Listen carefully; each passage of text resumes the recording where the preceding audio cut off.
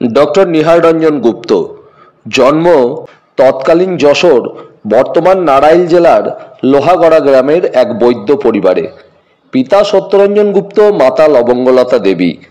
পিতার বদলির চাকরি সূত্রে বিভিন্ন স্থলে পড়াশুনো করে ম্যাট্রিক পাস করেন কোন্নগর উচ্চ বিদ্যালয় থেকে, যে স্কুলে আমারও চাকরি জীবনের সূত্রপাত। যাই হোক, কৃষ্ণনগর কলেজিয়েট স্কুল থেকে আইএ পাস করে ভর্তি হন কারমাইকেল মেডিকেল কলেজ। এরপর দ্বিতীয় বিশ্বযুদ্ধে আর্মিতে যোগ দিয়ে ঘুরে বেড়ান চট্টগ্রাম, বর্মা, ইজিপ্ট ইত্যাদি স্থানে। যুদ্ধ পরবর্তী সময়ে বিলাত থেকে ডার্মাটোলজিস্ট হয়ে ফিরে আসেন। সেখানেই তাঁর সাক্ষাৎ হয় আগাথা ক্রিস্টির সঙ্গে।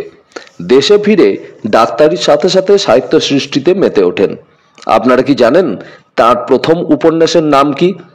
জানলে কমেন্ট সেকশনে লিখে জানান।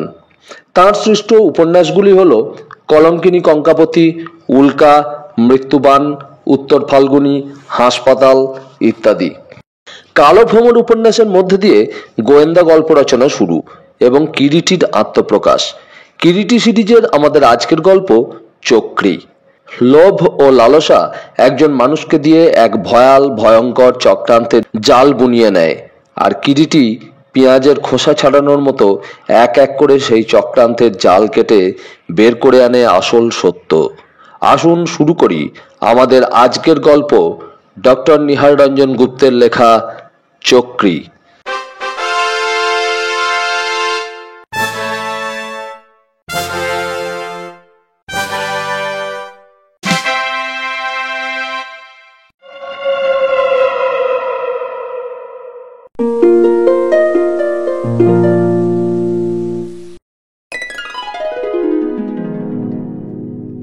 ঠিক সমুদ্রের উপকূল ঘেঁষে সাগর সৈকত হোটেলটি। বলতে গেলে ছোটখাটো শহরটি যেন গড়ে উঠেছে সাগরেরই কুল ঘেঁষে। শহরটিতে নানা শ্রেণীর স্বার্থান্বেষীদের ভিড় ও আনাগোনা যেন লেগেই আছে, এবং একমাত্র বর্ষাকাল ব্যতীত বছরের বাকি সময়টা নানা জাতীয় নানা শ্রেণীর যাত্রীদের আনাগোনা চলে। মাঝে মাঝে হোটেলে স্থান পাওয়াই দুষ্কর হয়ে ওঠে। সাগর সৈকত হোটেলটির মালিক একজন সিন্ধি। সময়টা মাঘের শেষ এবং শীত এখনো যেন বেশ আঁকড়েই বসে আছে এখানে। কিরিটির ধারণা, শীতকালে কোনো সমুদ্র সৈকতই নাকি রৌদ্র সেবনের প্রকৃষ্ট স্থান, এবং এমন কোনো স্থানে আসতে হলে নাকি মনের মতো একজন সঙ্গী বা সাথী অপরিহার্য। অতএব আমাকেও সে এখানে টেনে নিয়ে এসেছে সঙ্গে করে। আমার কোনো যুক্তিতেই সে কান দিতে চায়নি। আমি অনেক করে ওকে বোঝাবার চেষ্টা করেছিলাম রৌদ্র সেবনের আমার আদৌ প্রয়োজন নেই, যেহেতু আমার জন্মগত দৈহিক কৃষ্ণবর্ণের উপর আর এক পোঁচ কৃষ্ণ রং সূর্য দেবতার নিকট থেকে গ্রহণে আমি একান্তই অনিচ্ছুক। কিন্তু আমার সেই যুক্তি সে মেনে নিতে রাজি হয়নি।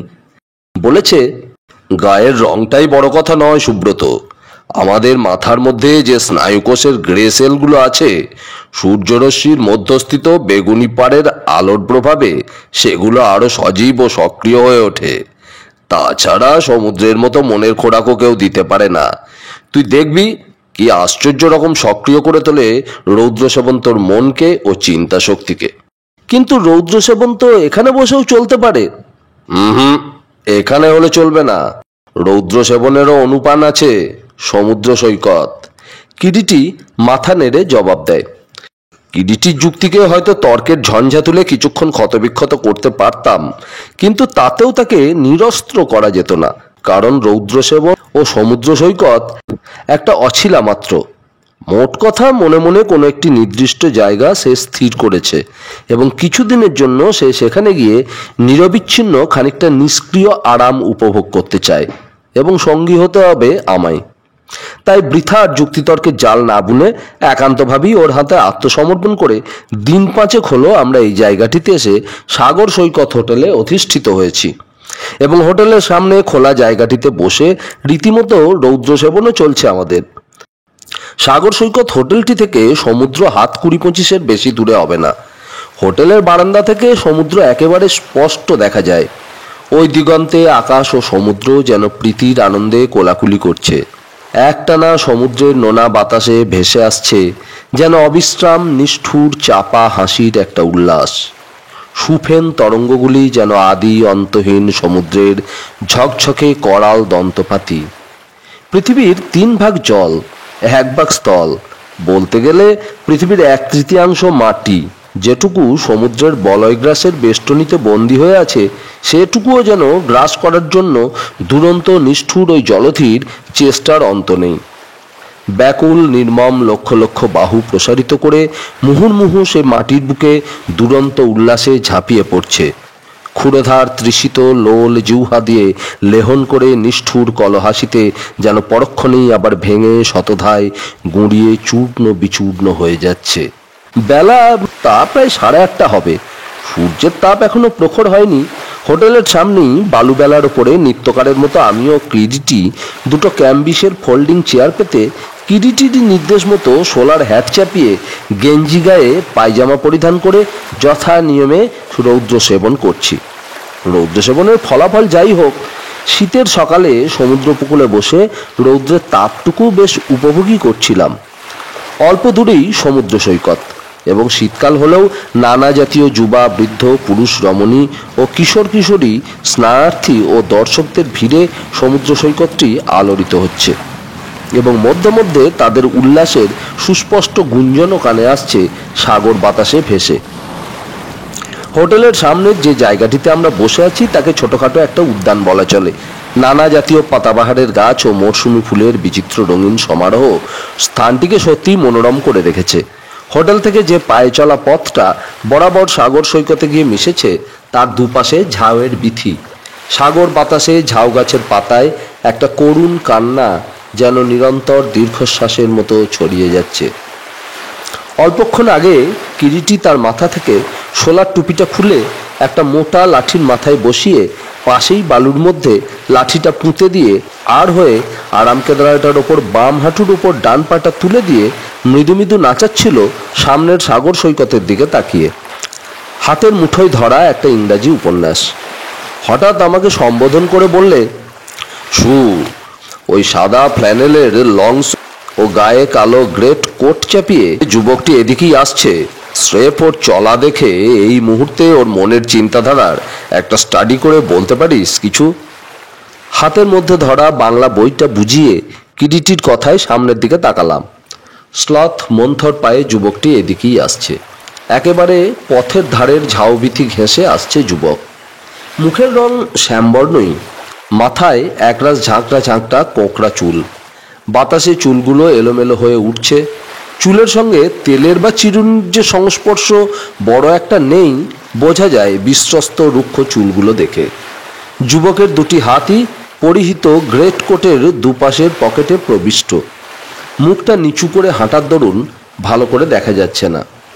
মনে হয় কোনো কারণে যুবকটি যেন একটু চিন্তিতই। ভদ্রলোকটি বোধহয় কিছু ভাবছেন। ভাবছেন? কি ভাবছেন? কিরিটি প্রশ্ন করে। হিত না অহিত? চলতে চলতে ওই সময় যুবকটি একেবারে সামনের দিকে দৃষ্টি তুলে তাকালো। তা কি করে বলি বল, থট রিডিং তো জানা নেই। থট রিড করতে তো বলিনি তোকে, বলেছি ভদ্রলোকের গেইট অর্থাৎ চলাটা দেখে বলতে, অর্থাৎ পা থেকে মাথা পর্যন্ত। কিরিটির মুখের কথাটা শেষ হলো না, হঠাৎ কেমন একটা অস্পষ্ট শব্দ কানে এলো। সেই সঙ্গে সঙ্গেই প্রায় উপবিষ্ট কিরিটির পাশেই লাঠির মাথায় বসানো তার সোলার টুপিটি ছিটকে গিয়ে মাটিতে পড়ল ও অস্ফুট একটা কাতর শব্দও কানে এলো। ঘটনার আকস্মিকতায় দুজনেই চমকে উঠেছিলাম। জায়গাটায় হাওয়া ছিল, কিন্তু হাওয়ার বেগ এত ছিল না যাতে করে সহসা অমন করে লাঠির মাথায় বসানো কিরিটির টুপিটা উড়ে গিয়ে মাটিতে পড়তে পারে। সামনের দিকে তাকিয়ে দেখি মাত্র 8-10 হাত ব্যবধানে একটু পূর্বে যে যুবকটিকে কেন্দ্র করে আমাদের কথাবার্তা চলছিল, সে বাঁ হাতে তার ডান কাঁধটা চেপে মাটির উপরেই বসে পড়েছে। আমি তাড়াতাড়ি চেয়ার ছেড়ে উঠে এগিয়ে গেলাম যুবকটির দিকে। তার সামনে গিয়ে পৌঁছাবার আগেই যুবকটি উঠে দাঁড়িয়েছে। চোখে মুখে তার সুস্পষ্ট একটা যন্ত্রণার চিহ্ন। যুবকের মুখের দিকে তাকিয়ে আমি প্রশ্ন করলাম, পড়ে গিয়ে হঠাৎ কাঁধে লাগলো বুঝি? তা পড়ে গেলেন কি করে? আমার প্রশ্নে যুবকটি মুখ তুলে আমার দিকে তাকালো, মৃদু কণ্ঠে বলল, ঠিক বুঝতে পারলাম না, হঠাৎ কাঁধে যেন একটা ধাক্কা লাগতে পড়ে গেলাম আচমকা। না, তেমন কিছু লাগেনি। হঠাৎ ধাক্কা লাগলো মানে? বিস্মিত আমি প্রশ্ন করলাম। কিরিটি ইতিমধ্যে তার টুপিটা মাটি থেকে কুড়িয়ে আমাদের কাছে এসে কখন দাঁড়িয়েছে টের পাইনি। সহসা অতি নিকটে তার কণ্ঠস্বর শুনে যুগপৎ আমরা দুজনেই ফিরে তাকালাম। মনে হচ্ছে একটা বুলেট, সুব্রত। বুলেট? সবিষয়ে কথাটা উচ্চারণ করে সপ্রশ্ন দৃষ্টিতে কিরিটির মুখের দিকে ঘুরে তাকালাম। কিরিটি কিন্তু তখনও গভীর মনোযোগ সহকারে তার হস্তধৃত টুপিটা ঘুরিয়ে দেখছে এবং দেখতে দেখতেই মৃদু কণ্ঠে বলল, হ্যাঁ নিশ্চয়ই, it was a bullet, and that blessed bullet pierced through and through my poor heart. এবং কথাটা শেষ করার সঙ্গে সঙ্গেই প্রায় হস্তধৃত টুপিটা আমার চোখের সামনে তুলে ধরে আমার দৃষ্টি আকর্ষণ করে বলে, বিশ্বাস হচ্ছে না বুঝি? এই দেখ। তাকিয়ে দেখলাম কিরিটির কথাটা মিথ্যা নয়, সত্যি। টুপিটার দুই দিকে দুটি গোলাকার ছিদ্র। কিন্তু সর্বাগ্রে আপনাকে একবার দেখা দরকার। বলতে বলতে কিরিটি আমাদের সম্মুখে দণ্ডায়মান যুবকটির দিকে অগ্রসর হয়। বুঝতে অবশ্য পারছি আঘাতটা নিশ্চয়ই তেমন মারাত্মক হয়নি, তাহলেও আপনার কাঁধের ক্ষতস্থানটা একটিবার পরীক্ষা করে দেখা দরকার। জামাটা খুলুন তো। না না, বিশেষ কিছু হয়নি। যুবকটি কাঁধের ওপর থেকে ততক্ষণে হাতটা সরিয়ে নিয়েছেন। স্মিতভাবে বললেন, ব্যস্ত হবেন না। সে কি, আপনি বলছেন কি? মানে? আমার নাম শতদল বোস। না না, ব্যস্ত হওয়ার কিছু নেই। মৃদু হাস্যতরল কণ্ঠে জবাবটা দিলেন মিস্টার বোস এবং সঙ্গে সঙ্গেই প্রায় গায়ের গরম ওভারকোটটা খুলে ফেলে দিলেন। কোটের নিচে সাদা টুইলেট শার্ট ছিল। দেখা গেল মিস্টার বোসের কথাই সত্য। গুলিটা তার কাঁধ ছুঁয়ে গেলেও কোটের নিচে শার্ট পর্যন্তও পৌঁছায়নি। বোধহয় সামান্য কাঁধের ওপর দিয়ে ছুঁয়ে গেছে, যার ধাক্কাতেই বেমক্কা তিনি টলে পড়ে গেছেন। যাগে, না লেগে থাকলেই ভালো, but it was a bullet. এই যাত্রা খুব বেঁচে গেছেন, যা হোক। কিরিটি স্বস্তির একটা নিঃশ্বাস নিয়ে বলে। মিস্টার বোস আবার কথা বলেন, কিন্তু কিছুই আমি বুঝতে পারছি না। আপনি বলছেন এটা একটা বুলেট, কিন্তু কই কোনো ফায়ারিংয়ের শব্দও তো শুনলাম না। তাছাড়া এখানে আমাকে গুলিই বা করবে কে এবং কেন? কে আর করবে? করেছেন অবশ্য তিনি, যিনি হয়তো এ পৃথিবীতে আপনার বেঁচে থাকাটাকে বাঞ্ছনীয় বলে মনে করছেন না।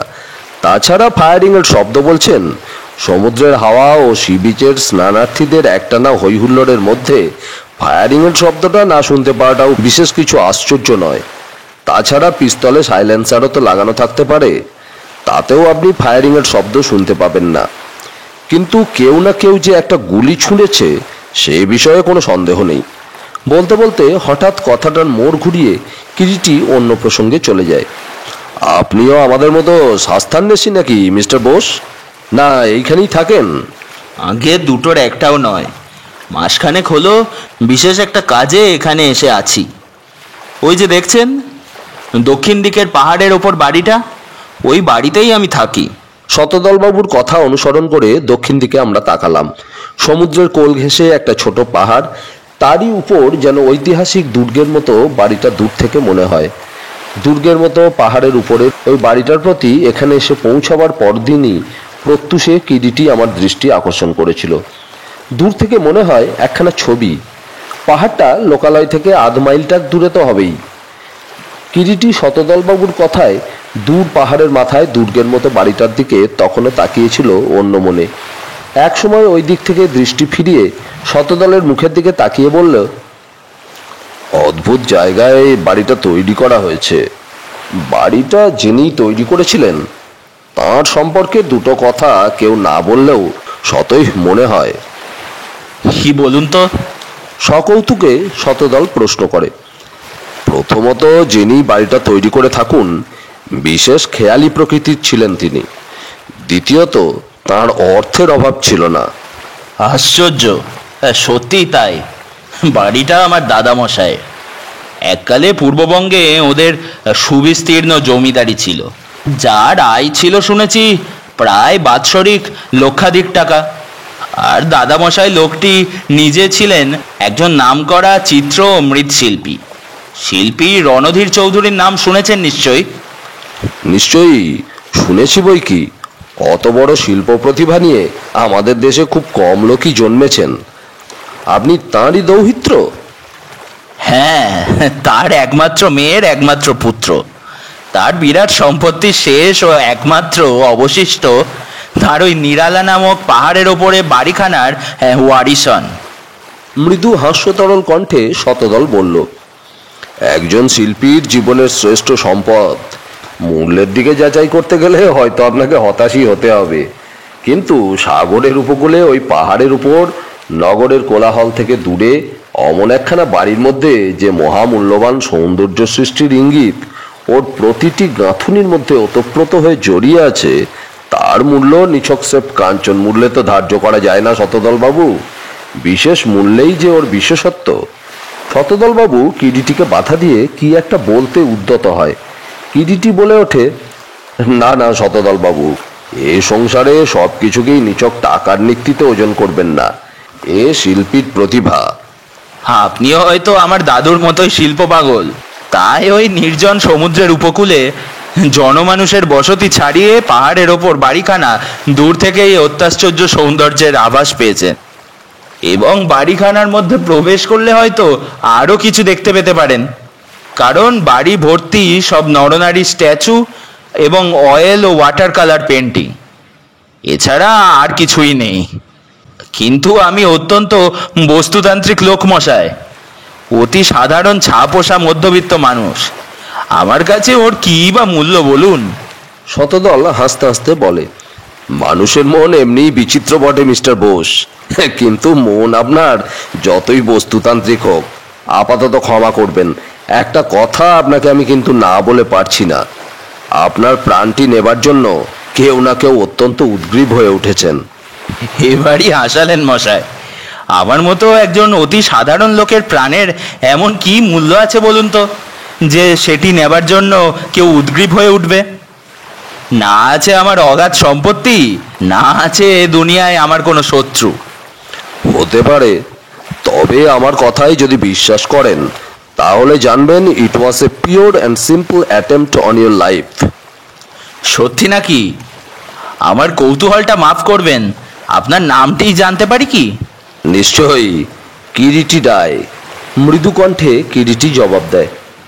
নমস্কার, আপনি কি সেই বিখ্যাত রহস্যভেদী কিরিটি রায়? বিখ্যাত কিনা জানি না, তবে আমি কিরিটি রায়। মৃদু হেসে কিরিটি জবাব দেয়। আর উনি? সুব্রত। কি সৌভাগ্য, আপনার মতো লোকের এখানে পদার্পণ হয়েছে অথচ জানতেও পারিনি। তা আসুন না একদিন আমার বাড়িতে, রাত্রির আহার পর্বটা গরিবের ঘরেই সারবেন। বিলক্ষণ, সে একদিন হবে খন, তবে আজ নয়, কাল সকালের দিকে যাব আপনার ওই বাড়িটা দেখতে। কিরিটি জবাব দেয়। আসবেন, নিশ্চয়ই আসবেন কিন্তু। শতদল বাবু অনুরোধ জানায় দরদ দিয়ে। যাব, কিন্তু আমার কথাটা মনে থাকে যেন। কি বলুন তো? শতদল সপ্রশ্ন দৃষ্টিতে কিরিটির মুখের দিকে তাকালো। একটু সাবধানে থাকবেন। আপনার আততায়ীটির নিশানা একবার ব্যর্থ হলেও বারবার ব্যর্থ নাও হতে পারে। সত্যি কি আপনার তাই সন্দেহ নাকি কিরিটি বাবু? আমার জীবনের উপরেই কেউ অ্যাটেম্প্ট নিচ্ছিল? কোনো ভুল নেই তাতে। আচ্ছা, একটা কথা জিজ্ঞেস করি, একটু ভেবে বলুন তো, আজকের এই দুর্ঘটনার আগে আপনার অন্য কোনো অ্যাক্সিডেন্ট 2-10 দিনের মধ্যে হয়েছে কিনা? অ্যাক্সিডেন্ট? হ্যাঁ, মানে কোনো রকম দুর্ঘটনা। কই, এমন বিশেষ কোনো ঘটনা তো আমার মনে পড়ছে না যাকে প্রাণহানিকর দুর্ঘটনার পর্যায়ে ফেলা যেতে পারে। ভেবে দেখুন মশাই। না মশাই, তবে কিন্তু তাকে দুর্ঘটনাই বা বলি কি করে? এবং সেগুলো যে আমার জীবনের ওপরেই অ্যাটেম্প্ট নেওয়া হয়েছে তাই বা। কি ঘটেছিল বলুন তো? এমন বিশেষ কিছুই নয়। এই তো পরশু রাত্রে যে ঘরে শুই, আমার ঠিক শিয়রের ধারে মাথার ওপরের দেওয়ালের গায়ে মস্ত বড় একটা অয়েল পেন্টিং টাঙানো ছিল। হঠাৎ মধ্যরাত্রে সেটা ছিঁড়ে আমার মাথার কাছেই পড়ে। অবশ্য অল্পের জন্যই আঘাত পাইনি। আর কোনো ঘটনা ঘটেছে? গতকাল সন্ধ্যার সময় পাহাড়ের গায়ে ঢালু পথ বেয়ে নেমে আসছি, হঠাৎ একটা বড় পাথরের চাই গড়াতে গড়াতে আর একটু হলেই হয়তো আমার ঘাড়েই পড়তো, এবং ওই পাথরটা এসে গায়ে পড়লে যে পিষে ফেলতো তাতে কোনো সন্দেহ নেই। তবে দুটো ব্যাপারই তো পিওর অ্যান্ড সিম্পল অ্যাক্সিডেন্ট। আমার জীবনের ওপরই অ্যাটেম্প্ট বলি কি করে? আপনি না বললে হয়তো মনেও পড়তো না, ভুলেই গিয়েছিলাম। ভুলে যে যাননি তার প্রমাণ আপনার ঘটনা দুটির ন্যারেশন, এবং আগের দুটি যেমন আপনার জীবনের ওপর অ্যাটেম্প্ট হয়েছিল, আজও ঠিক তেমনি একটা চেষ্টা হয়েছিল। তিনবার নিষ্ফল হয়েছে যখন, চতুর্থবারের প্রচেষ্টা হয়তো খুব শীঘ্রই হবে। সাবধানে যাবেন। কিরিটির চরিত্রের সঙ্গে আমি যতখানি পরিচিত, অনেকেই তা নয়, এবং বিশেষ করে সে যখন কোনো সাবধান বাণী উচ্চারণ করে তার গুরুত্ব যে কতখানি সেও আমার চাইতে বেশি কেউ জানে না। কিন্তু শতদলবাবুর মুখের দিকে তাকিয়ে আমার মনে হলো তিনি যেন কিরিটির কথায় কোনো গুরুত্বই আরোপ করতে পারছেন না। সামান্য দু চারটে কথাবার্তার মধ্যে দিয়ে বুঝেছিলাম শতদলবাবু মানুষটি বেশ দিলখোলা ও সরল প্রকৃতির। সংসারের কূটনীতি যেন তাকে কোনো রকম স্পর্শই করতে পারে না। শতদল হাসতে হাসতেই এবার প্রত্যুত্তর দিলেন, আপনি যখন অত করে বলছেন মিস্টার রায়, চেষ্টা করব সাবধান হতে। হ্যাঁ করবেন, এবং শুধু বাইরেই নয়, বাড়ির মধ্যেও সাবধানে থাকবেন। বাড়ির মধ্যেও সাবধানে থাকবো? কি বলতে চাইছেন আমি ঠিক বুঝে উঠতে পারছি না। এই ধরুন, যে ঘরে আপনি রাত্রে শয়ন করেন সে ঘরটা ভালো করে দেখে শুনে শোবেন। কেন বলুন তো? রাত্রেও কেউ আমার শয়ন ঘরে চড়াও হয়ে আমার প্রাণহানির চেষ্টা করবে নাকি? ঘরের বাইরে ও ভিতরে যখন চেষ্টা হয়েছে তখন সেটা কিছু অসম্ভব তো নয়। সহসা এমন সময় 20-22 বছরের অপরূপ সুন্দরী একটি তরুণী হোটেলের সিঁড়ি দিয়ে নেমে সোজা একেবারে আমাদের সামনে এসে দাঁড়িয়ে শতদলবাবুকেই সম্বোধন করে বললে, বাবা, এতক্ষণে তোমার আসবার সময় হলো? দোতলার বারান্দা থেকে তোমাকে দেখতে পেয়ে ছুটে আসছি। স্টেশনে আসোনি কেন? তরুণীর কণ্ঠস্বরে আকৃষ্ট হয়ে আমরা তিনজনই আগন্তুক তরুণীর মুখের দিকে তাকিয়েছিলাম। এই তো সবে সকালেই আজ তোমার চিঠি পেয়েছি রানু। তুমি কবে এসে পৌঁছেছো? কাল সকালের গাড়িতে। রানু জবাব দেয়, কিন্তু সত্যি তুমি আজই আমার চিঠি পেয়েছো? হ্যাঁ। কৌতুকোজ্জ্বল দৃষ্টিতে তাকায় শতদল রানুর মুখের দিকে। বিশ্বাস করি না। অভিমান স্ফুরিত কণ্ঠে রানু জবাব দেয়, সে হবে ক্ষণ। এসো আগে এদের সঙ্গে তোমার আলাপটা করিয়ে দিই রানু। আশ্চর্যভাবেই এদের সঙ্গে আমার আলাপ হয়ে গেল এই মাত্র। একে চেনো? বিখ্যাত রহস্যভেদী কিরিটি রায়, আর ইনি সুব্রত রায়। শতদলের কথায় রানু আমাদের দিকে তাকালো, কিন্তু আমাদের পরিচয় পেয়ে সে যে বিশেষ কিছু আনন্দিত হয়েছে তেমন কোনো কিছু তার মুখের চেহারায় বোঝা গেল না। তথাপি সে হাত তুলে বোধহয় একান্ত সৌজন্যের খাতিরেই আমাদের নমস্কার জানালো। সহসা এমন সময় কিরিটি আমার মুখের দিকে তাকিয়ে বললে, চল সুব্রত, সমুদ্রের ধারে একটু বেরিয়ে আসা যাক। বলে কাউকে কোনো রকম আর কথাবার্তার অবকাশ পর্যন্ত না দিয়ে সমুদ্র সৈকতের দিকে এগিয়ে চলল। অগত্যা কথকটা যেন বাধ্য হয়েই তাকে আমি অনুসরণ করলাম। কিরিটির হঠাৎ এভাবে চলে আসাটা কেমন যেন আকস্মিক ও বিষদৃশ্য বলেই আমার মনে হলো। কিন্তু কিরিটি বেশি দূর অগ্রসর না হয়েই সামনেই জলের একেবারে কোল ঘেঁষে বালির ওপরেই একটা জায়গায় বসে পড়ল। আমিও পাশে বসলাম। কিছুক্ষণ দুজনেই চুপচাপ, কারো মুখে কোনো কথা নেই। বুঝলাম কোনো একটা বিশেষ চিন্তা আপাতত কিরিটির মাথার মধ্যে ফেনিয়ে চলছে। জিজ্ঞাসা করলাম, কি ভাবছিস বলতো কিরিটি? কিরিটি আনমনে সমুদ্রের দিকেই তাকিয়েছিল। সেই দিকেই তাকিয়ে সে বলল, পরপর দুটি আবির্ভাব, বুলেট ও নারী, সুন্দরী তরুণী। কিরিটির কণ্ঠস্বরে এমন একটা কিছু ছিল যাতে তার মুখের দিকে না তাকিয়ে আমি পারলাম না। কিরিটি কিছুক্ষণ আবার সমুদ্রের দিকে তাকিয়ে বসে থাকে। হঠাৎ আবার কতকটা যেন খাপছাড়াভাবেই কিরিটি বলে উঠল, এই সুন্দর পৃথিবী, অথচ মানুষগুলোর কি বিচিত্র স্বভাব। শান্তির মধ্যে যেন ওরা কিছুতেই দিন কাটাতে চায় না। মৃদু হেসে বললাম, কেন, তোর আবার শান্তির অভাব ঘটলো কিসে? এখনো বলছিস অভাব হলো কিসে? এরপরও শান্তিতে থাকতে পারবো বলে মনে করিস? দুর্ঘটনাটা ঘটবার সঙ্গে সঙ্গে স্থির করেছিলাম ওদিকে চোখ দেব না। কিন্তু শতদল আর রানু, না, যোগ কিছুতেই মিলছে না। কিন্তু তারও আগে আমাকে একবার ওই নির্জন সাগরকূলে পাহাড়ের ওপর নিরালা নামক বাড়িখানি দেখতে যেতে হচ্ছে। তোর কি তাহলে ধারণা যে ওই বাড়িটার সঙ্গেই কোনো রহস্য জড়িয়ে আছে? নিশ্চয়ই, নচেত এমন অকস্মাৎ বুলেটের আবির্ভাব ঘটবে কেন? কিন্তু একটা কথা তোকে না বলে পারছি না। বুলেটটা যেন বুঝলাম, কিন্তু রিভলভারের কথাটা আমি কিরিটি শেষ করতে না দিই বলে ওঠে, আওয়াজটা শুনতে পাসনি এই তো? কিন্তু রিভলভারের সঙ্গে সাইলেন্সার ফিট করা ছিল। কিন্তু গুলিটা কোন দিক থেকে এলো? পূর্ব দিক, অর্থাৎ সাগরের দিক থেকেই এসেছে বলে আমার মনে হয়। ওই সময় সেই দিকে অত লোকজন ছিল, সেটা তো আরো চমৎকার ক্যামোফ্লেজ। শতদল বাবুর দিক থেকে সামান্য একটুক্ষণের জন্য আমি অন্যমনস্ক হয়ে পড়েছিলাম সুব্রত, তোর সঙ্গে কথা বলতে বলতে। ঠিক সেই মুহূর্তটাতেই ব্যাপারটা ঘটে গেল, নচেত আমার দৃষ্টিকে সে এড়াতে পারত না। সহসা একটা আনন্দ মিশ্রিত হাসির শব্দে চমকে ফিরে তাকালাম। মাত্র হাত 8-10 দূরে সমুদ্রের ধার দিয়ে শতদল ও রানু পাশাপাশি হেঁটে চলেছে। রানু ও শতদল দুজনেই খুব হাসছে। চমৎকার মানিয়েছে কিন্তু ওদের দুজনকে কিরিটি। চেয়ে দেখ, এ নাইস পেয়ার। আমি ওদের সম্পর্কে বিশেষ করে বলা সত্ত্বেও কিরিটি ফিরে তাকালো না, কেবল মৃদু কণ্ঠে বলল, নির্জন সাগরকূলে পাহাড়ের ওপর এক দুর্গ গড়ে তুলেছিল এক আপন ভোলা শিল্পী।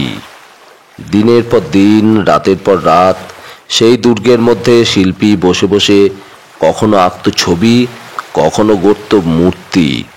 কিন্তু তার চাইতেও বড় কথা, আমাদের দেশে যে একটা প্রবাদ আছে, মরা হাতির দামও লাখ টাকা। যদি সেই দিক থেকে ভাবা যায় তাহলে কি দাঁড়ায় বলতো? কিন্তু উত্তরাধিকারী শতদল বাবুই তো একটু আগে বলে গেলেন, অবশিষ্ট এখন মাত্র ওই গৃহখানি, সম্পত্তির আর কিছু অবশিষ্ট নেই। তারই দাম লাখ টাকা। চল ওঠা যাক, হোটেলে গিয়ে আপাতত 1 কাপ গরম চা সেবন করা যাক। বলতে বলতে কিরিটি উঠে দাঁড়ালো এবং হোটেলের দিকে চলতে শুরু করলো। আমি তাকে অনুসরণ করলাম।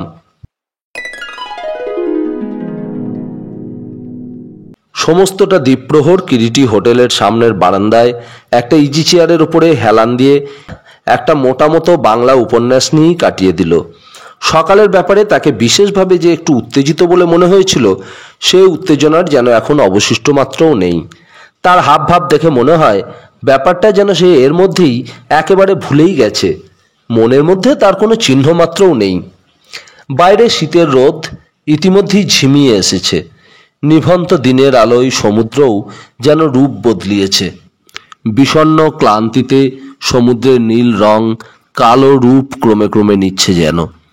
এবেলা আর স্নানার্থীদের কোনো ভিড় নেই, তবু বায়ু সেবনকারীদের চলাচল শুরু হয়েছে। হোটেলের ভৃত্য শিবদাস চায়ের ট্রেতে করে চা ও কিছু কেক, বিস্কুট, রুটি, জ্যাম সামনের টেবিলের ওপর নামিয়ে রাখলো। কিরিটি এক মনে পড়ছে দেখে আমি উঠে চায়ের কাপে চা ঢেলে কাপটা এগিয়ে দিতে দিতে বললাম, চা। কিরিটি হাতের বইটা মুড়ে কোলের ওপর নামিয়ে রেখে চায়ের কাপটা হাতে তুলে নিল। উষ্ণ চায়ের কাপে চুমুক দিতে দিতে বলল, তোর সঙ্গে টর্চ আছে সুব্রত? আছে। কেডস জুতো আছে? না, তবে আমার ক্রেপ সোলের জুতো। ওতেই হবে। কোথাও বের হবি নাকি? নিরালা দর্শনে যাব। আধ ঘন্টার মধ্যেই প্রস্তুত হয়ে দুজনে নিরালার দিকে অগ্রসর হলাম। সূর্যাস্তের পূর্বেই ওখানে আমাদের পৌঁছাতে হবে, কিরিটি বলল। তার পারা যাবে না কেন? ক্রমে লোকালয় ছেড়ে সমুদ্রের কোল ঘেঁষে অপ্রশস্ত একটা পায়ে চলা পথ ধরে আমরা দুজনে এগিয়ে চললাম। সমুদ্র যেন আমাদের সঙ্গে সঙ্গে চলেছে। টের পাচ্ছি সমুদ্রের পাড় যেন ক্রমে সমুদ্র থেকে উঁচু হয়ে চলেছে। সমুদ্রের গর্জমান ঢেউগুলো পাহাড়ের গায়ে এসে ধাক্কা দিয়ে ভেঙে আবার পিছিয়ে যাচ্ছে। এই জায়গাটায় সমুদ্রের পাড়টা বড় বড় পাথর দিয়ে বাঁধানো। মধ্যে মধ্যে বড় বড় এক একটা ঢেউ বাঁধানো পাড়ের ওপর ঝাঁপিয়ে পড়ে জলকণার ফুলছুরি ছড়িয়ে দিয়ে যাচ্ছে। বিকেল থেকেই হাওয়াটাও যেন বেড়েছে। ক্রমে খাড়াই পথ ধরে আমরা উপরের দিকে উঠছি। চমৎকার বাঁধানো পথ। সূর্য ক্লান্ত অবসন্ন হয়ে অনেকটা নেমে এসেছে পশ্চিম দিকবলয়ে। 300-400 ফুটের বেশি পাহাড়টা উঁচু হবে না। ক্রমে যত উপরের দিকে উঠছি, ডান দিকে সমুদ্র আরও স্পষ্ট ও অবারিত হয়ে ওঠে। ভারী চমৎকার দৃশ্যটি। এমন জায়গায় শিল্পী না হলে কেউ এত খরচ করে বাড়ি করে? কিরিটির কথায় সায় না দিয়ে আমি পারলাম না। যা বলেছিস, লোকটা সত্যি শিল্প পাগল ছিল। আরও কিছু দূর উপরের দিকে উঠতেই একটা লোহার গেট দেখতে পেলাম, এবং গেটের সামনে দাঁড়াতেই বাড়িটার সামনের দিকটা সুস্পষ্ট হয়ে চোখের ওপর ভেসে উঠল। মুঘল যুগের স্থাপত্য শিল্পের পরিপূর্ণ একটি নিদর্শন যেন বাড়িখানি। দ্বিতল বাড়িটা, চারিদিকে 4টি গোলাকার গম্বুজ। গম্বুজের গায়ে বোধ হয় নানা রঙের পেন্টেড স্টোন বসানো। অস্তমান সূর্যের শেষ রশ্মি সেই পাথরগুলোর ওপর প্রতিফলিত হয়ে যেন মরকত মণির মতো জ্বলছে। বাড়িটার সামনেই একটা নানা জাতীয় ফল ফুলের বাগান। গেট বন্ধ ছিল। এক পাশের থামে শ্বেত পাথরের প্লেটে সোনালি অক্ষরে বাংলায় লেখা নিরালা। গেট ঠেলে দুজনে ভেতরের কম্পাউন্ডে প্রবেশ করলাম। হাত চারেক চওড়া লাল সুরকি ঢালা পথ বরাবর বাড়ির সদর দরজার সামনে গিয়ে শেষ হয়েছে। এদিক ওদিক তাকাতে তাকাতে দুজনে সামনের দিকে এগিয়ে চললাম। দোতলার ও একতলার সব জানলাগুলি দেখছি ভিতর থেকে বন্ধ। মাঝামাঝি রাস্তায় এগিয়েছি, হঠাৎ একটা কর্কশ কণ্ঠস্বরে চমকে পাশের দিকে তাকালাম। এক ঝাড় গোলাপ গাছের সামনে হাতে একটা খুরপি নিয়ে একজন প্রৌঢ় দাঁড়িয়ে। কাকে চান? দেখলাম লোকটা বেশ রীতিমতো ঢ্যাঙা এবং একটু কুঁজো হয়েই যেন দাঁড়িয়ে আছে। পরিধানে একটা ধুতি ও গায়ে একটা গরম গেঞ্জি। গেঞ্জির হাতা দুটো গোটানো এবং দু হাতেই কাদামাটি লেগে আছে। বুঝলাম পৌর বাগানের গোলাপ গাছগুলোর সংস্কার করছিল। পৌরের মাথার চুলগুলো সবই প্রায় পেকে সাদা হয়ে গেছে। কপালের উপর বলিরেখাগুলো বয়সের ইঙ্গিত দিলেও দেহের মধ্যে যেন একটা বলিষ্ঠ কর্মপটুতা দেহের সমগ্র পেশিতে পেশিতে সুস্পষ্ট ও সজাগ হয়ে আছে। দেখলেই বোঝা যায় এককালে ভদ্রলোক শরীরে যথেষ্ট শক্তি তো ধরতেনি, এখনো অবশিষ্ট যা আছে তাও নেহাত কম নয়। দেহের ও মুখের রং অনেকটা তামাটে। রোদ জলে পোড় খাওয়া দেহ, হাতের আঙুলগুলো কি মোটা মোটা ও লম্বা। ভদ্রলোকের প্রশ্নে এবার কিরিটি জবাব দিল, শতদল বাবু আছেন? শতদল? সে তো এমন সময় কখনো বাড়িতে থাকে না। গোটা চারেকের সময় বের হয়ে যায়। ফেরেন কখন? তা রাত্রে ক্লাব থেকে ফিরতে রাত 11টা 11:30 হয়। এখানকার ক্লাব বলতে সাগর সৈকত হোটেলেরই নিচে একটা ঘরে নাচ গান, তাস, দাবা খেলা ও ড্রিঙ্কসের ব্যবস্থা আছে, সেটাই এখানকার ক্লাব। এখানকার স্থানীয় ভদ্রলোকেরা সেখানেই প্রতিদিন সন্ধ্যায় এসে মিলিত হন এবং রাত 10টা পর্যন্ত আনন্দ চলে সেখানে। আমি যতদূর জানতাম শতদল বাবু এখানে একাই থাকেন। কিরিটি আবার প্রৌঢ়কে প্রশ্ন করে। শতদল তো মাত্র মাসখানেক হলো এসেছে। আমি আমার স্ত্রী ও আমার মেয়েকে নিয়ে 1 বছরের ওপর এখানে আছি। তাছাড়া চাকর অবিনাশ, মালি রঘুনাথ আছে। ও, তাহলে আপনি শতদল বাবুর? রণধীর আমার সম্পর্কে সে লোক হতো। ওহো, রণধীর বাবুর আপনি তাহলে ভগ্নিপতি হন? হ্যাঁ। চমৎকার জায়গায় বাড়িটি, কিন্তু কতকটা যেন তোষামদের কণ্ঠেই উচ্চারণ করলো কিরিটি। আর মশাই, চমৎকার জায়গা। নেহাত আটকা পড়ে গিয়েছি, নইলে এ জায়গায় মানুষ থাকে? 8 মাইলের মধ্যে জনমানুষই পর্যন্ত একটা নেই। আর রাত বিরেতে ডাকাত পড়লে চেঁচিয়েও কারো সাড়া পাওয়ার উপায় নেই। কিরিটি হাসতে হাসতে জবাব দেয়, বাইরে থেকে যেভাবে বাড়িটা তৈরি দেখছি, তাতে ডাকাত পড়লেও বিশেষ তেমন কিছু একটা সুবিধা করতে পারবে বলে তো মনে হয় না। এমন সময় সুমিষ্ট মেয়েলি গলায় আহ্বান শোনা গেল। বাবা গো বাবা, এত করে তোমাকে ডাকছি, তা কি শুনতে পাও না? ওদিকে চা যে জুড়িয়ে জল হয়ে গেল। চেয়ে দেখি একটি 19-20 বছরের শ্যামবর্ণ একহারা চেহারার মেয়ে আমাদের দিকে এগিয়ে আসছে। মেয়েটির পরিধানে চমৎকার একটি নীলাম্বরী শাড়ি, কলকাতার কলেজের মেয়েদের মতো স্টাইল করে পরা, গায়ে সাদা ব্লাউজ।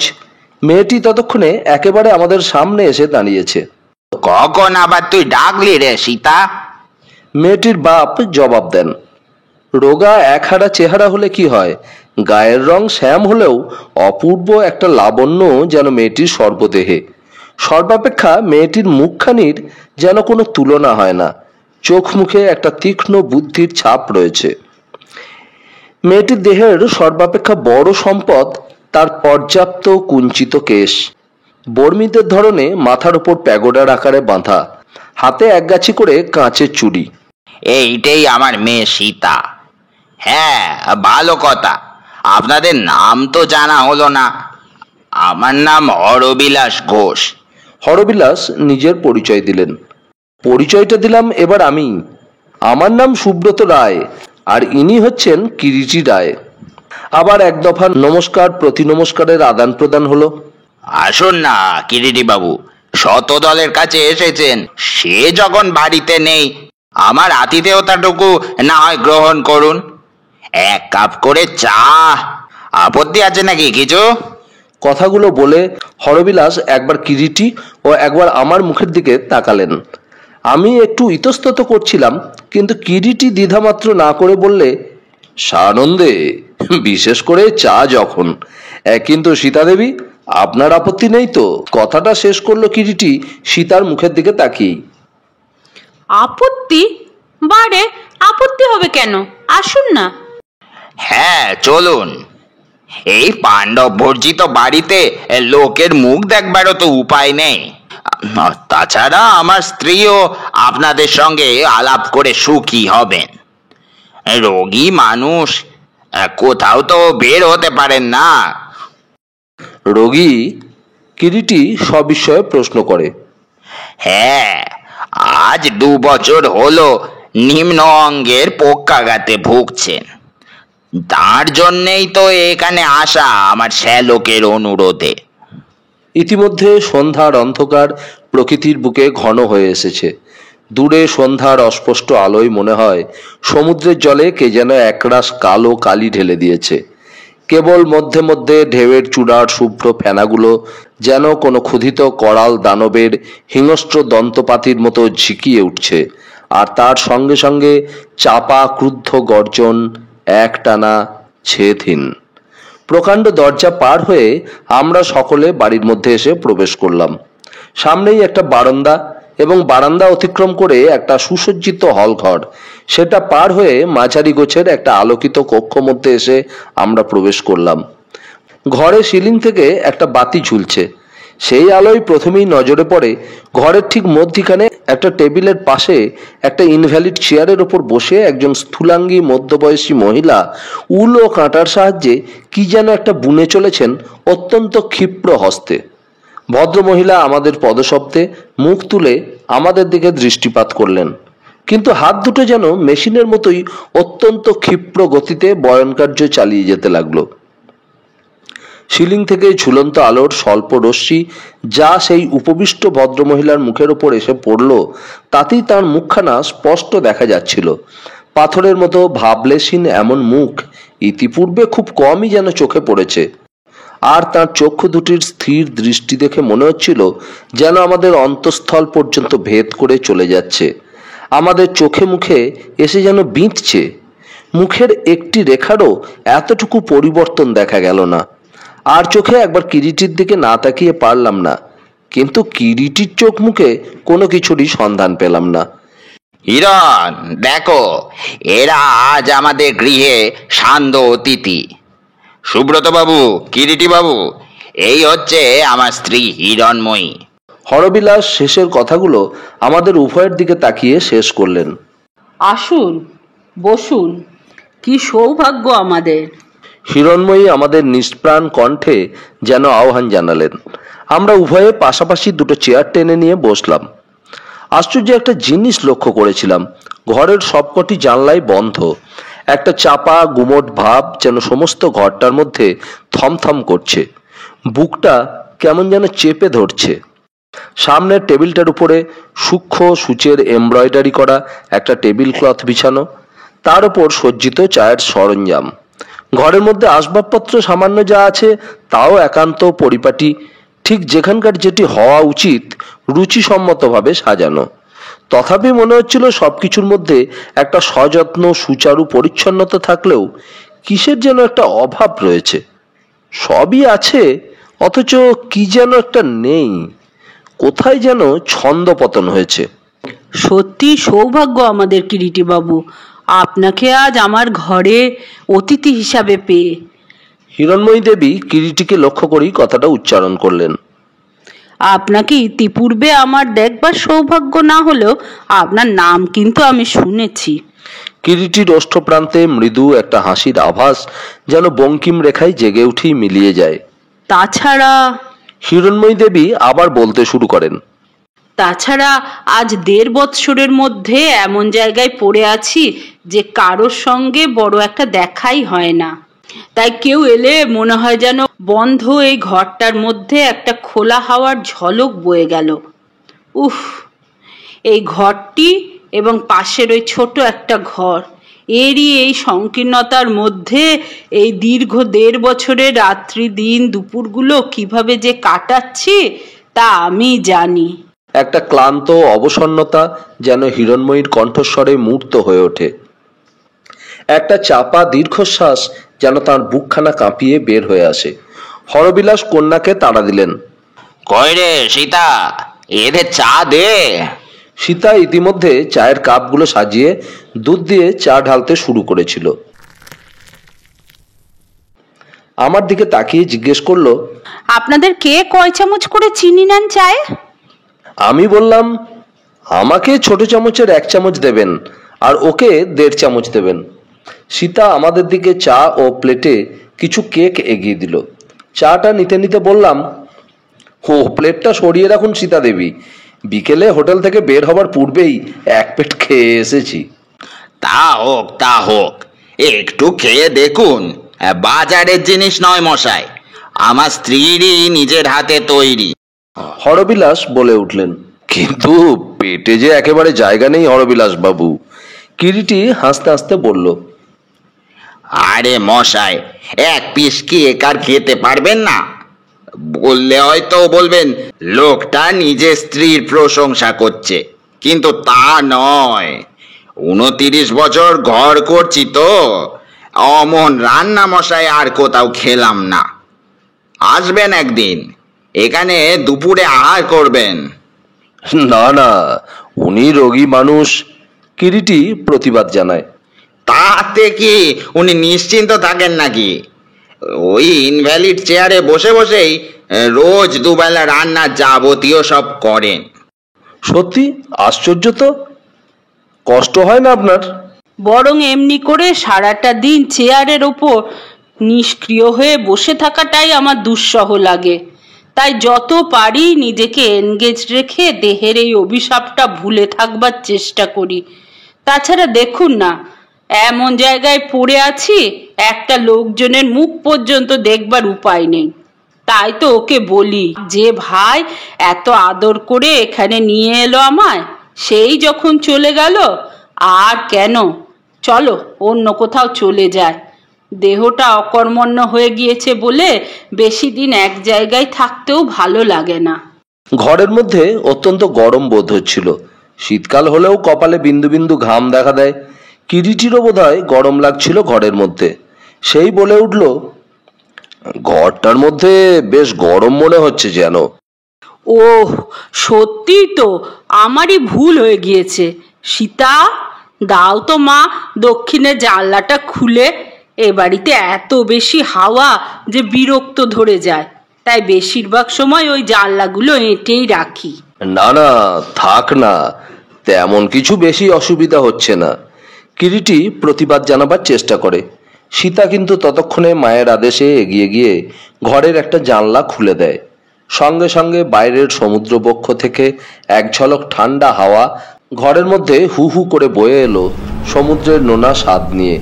সেই সঙ্গে এলো অদূরাগত সমুদ্রের শব্দ কল্লোল। বাইরের দুরন্ত খ্যাপা সমুদ্রের স্পর্শ যেন সমস্ত ঘরটার মধ্যেকার পীড়িত বন্ধ আবহাওয়াটাকে মুহূর্তে এসে একটা মুক্তির স্নিগ্ধ পরশ দিয়ে গেল। দেখলাম জানলাটা খুলে সীতা আর ফিরে এলো না। খোলা জানলার গড়ার ধরেই দাঁড়িয়ে রইল, ঘরের দিকে পিছন ফিরে। বাইরের রহস্যময় সমুদ্রের মতো সীতার দেহটাও যেন একটা রহস্যে পরিণত হয়েছে। এখানে বুঝি বেড়াতে এসেছেন মিস্টার রায়? হিরণময়ী আবার প্রশ্ন করলেন, কিরিটিকেই লক্ষ্য করে। হ্যাঁ, সি সাইডটা এখানকার ভারী চমৎকার। শতদলের সঙ্গে আপনার আগেই বুঝি আলাপ ছিল? না না, আজই সকালে আমাদের আলাপ হয়েছে। ও, সবে আজই আলাপ হয়েছে? হ্যাঁ। আপনারা আসবেন সে কি জানতো না? আবার প্রশ্ন করলেন হিরণময়ী দেবী। না, ভেবেছিলাম একটা সারপ্রাইজ ভিজিট দেব। সহসা এমন সময় বাইরের অন্ধকার ভেদ করে সমুদ্রের একটানা গর্জনকে ছাপিয়ে ক্রুদ্ধ একটা জন্তুর চিৎকার কানে ভেসে এলো। বাইরের অন্ধকার যেন সহসা একটা আর্তনাদ করে উঠল। চমকে হিরণময়ী দেবীর মুখের দিকে তাকাতেই দ্বিতীয়বার আবার সেই ক্রুদ্ধ গর্জনটা শোনা গেল। এবারে বুঝলাম কোনো বড় জাতীয় বিলেতি কুকুরের ডাক সেটা। হঠাৎ সীতা ঘুরে দাঁড়িয়ে দ্রুত পদে কক্ষ থেকে বের হয়ে গেল। কুকুরটার গম্ভীর ডাকটা বাইরের অন্ধকারকে যেন ফালি ফালি করে দিচ্ছে। হিরণময়ী দেবী প্রথম কথা বললেন, সীতার কুকুর টাইগারটা অমন করে চেঁচাচ্ছে কেন? কিরিটি ততক্ষণে চেয়ার ছেড়ে উঠে দাঁড়িয়েছে। হরবিলাস বাবুর দিকে তাকিয়ে বললে, আচ্ছা, আজ তাহলে আমরা উঠি মিস্টার ঘোষ? উঠবেন? এক্ষুনি উঠবেন? হিরণময়ী দেবী প্রশ্ন করলেন। হ্যাঁ, অনেক রাত হয়ে গেল, আবার কাল পরশু আসবো। শতদল বাবুকে তাহলে বলবেন আমরা এসেছিলাম। বলবো, দেখা হলেই বলবো। হরবিলাস জবাব দিলেন, কেন, আপনাদের সঙ্গে কি দেখা সাক্ষাৎ হয় না? এক বাড়িতেই তো। একবারই হলে কি হয়? বাইরের মহলের সাথে ভিতরের মহলের কোনো যোগাযোগ নেই, সম্পূর্ণ পৃথক। আমরা থাকি বাইরের মহলে, তাই বড় একটা দেখা সাক্ষাৎ হয় না। জবাব দিলেন হিরণময়ী দেবী। হরবিলাসী আমাদের দোরগোড়া পর্যন্ত এগিয়ে দিয়ে গেলেন এবং কিরিটি তাকে অনুরোধ জানালো আর বেশি দূর না আসার জন্য। আপনাকে আর গেট পর্যন্ত কষ্ট করে আসতে হবে না মিস্টার ঘোষ, এবারে আমরা নিজেরাই যেতে পারবো। না না, তাতে কি, চলুন না গেট পর্যন্ত। না, আপনি ফিরে যান। হরবিলাস ফিরে গেলেন। আমরা পাশাপাশি দুজনে হাঁটতে হাঁটতে এগিয়ে চললাম। গেটের কাছাকাছি প্রায় এসেছি, হঠাৎ একটা ক্রুদ্ধ শব্দ শুনে দুজনেই থমকে দাঁড়াই। শব্দটা লক্ষ্য করে সামনের অন্ধকারে গেটের ঠিক পাশেই চামেলি ঝাড়টার দিকে তাকিয়ে চোখের দৃষ্টি আমার পাথরের মতোই স্থির হয়ে গেল। অন্ধকারে দুটো আগুনের ভাঁটা যেন ক্রুদ্ধ জিঘাংসায় ধকধক করে জ্বলছে। অশরীরী কোনো প্রেত যেন হিংস্র লোলুপ হয়ে আমাদের পথ রোধ করে দাঁড়িয়েছে। একটা চাপা ক্রুদ্ধ গর্জন। আহ, টাইগার, স্টপ স্টপ! চাপা মেয়েলি কণ্ঠের একটা নির্দেশ শোনা গেল। সীতার গলা। অন্ধকারে চামেলি ঝোপটার নিচ থেকে ছায়ার মতো নিঃশব্দে সামনে এগিয়ে এলো সীতা এবং তার পাশে এগিয়ে এলো প্রকাণ্ড একটা কালো অ্যালসিসিয়ান কুকুর। কুকুর তো নয়, যেন একটা বাঘ। কিন্তু আশ্চর্য, কুকুরটা তার মনিবের নির্দেশে তখন এক্কেবারে চুপ হয়ে গিয়েছে, শান্ত, স্থির। চলে যাচ্ছেন বুঝি? সীতা আবার প্রশ্ন করলো। হ্যাঁ, আপনার ওই টাইগারের ডাকই বুঝি একটু আগে শোনা গিয়েছিল? প্রশ্ন করলো কিরিটি।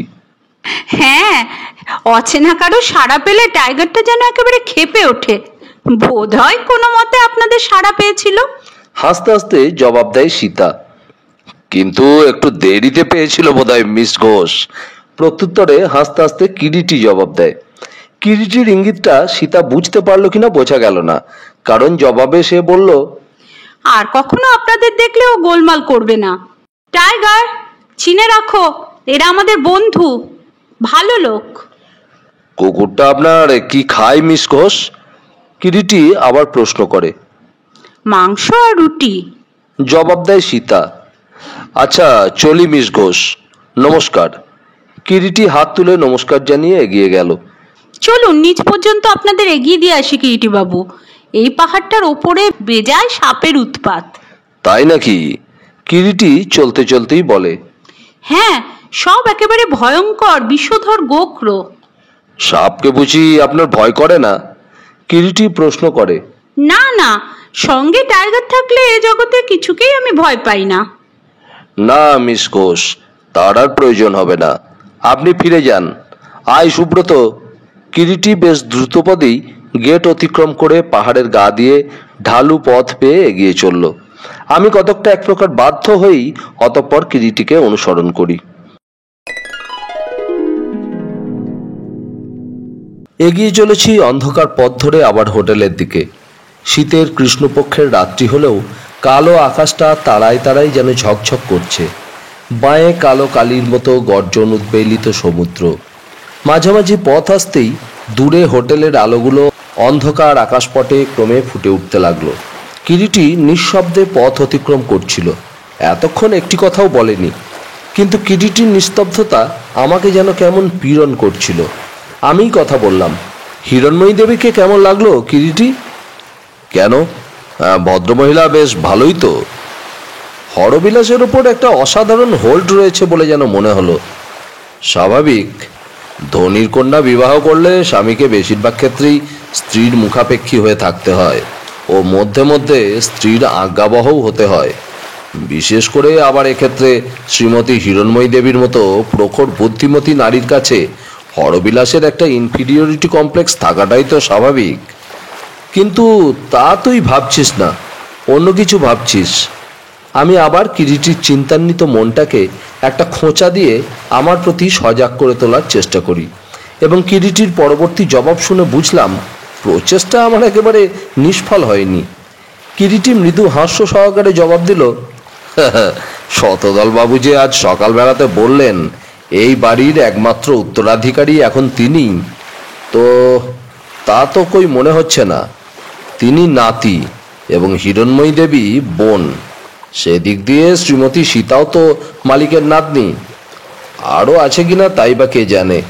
এতক্ষণে বুঝতে পারি কিরিটির বর্তমান চিন্তাধারাটা ঠিক কোন পথ ধরে চলছে।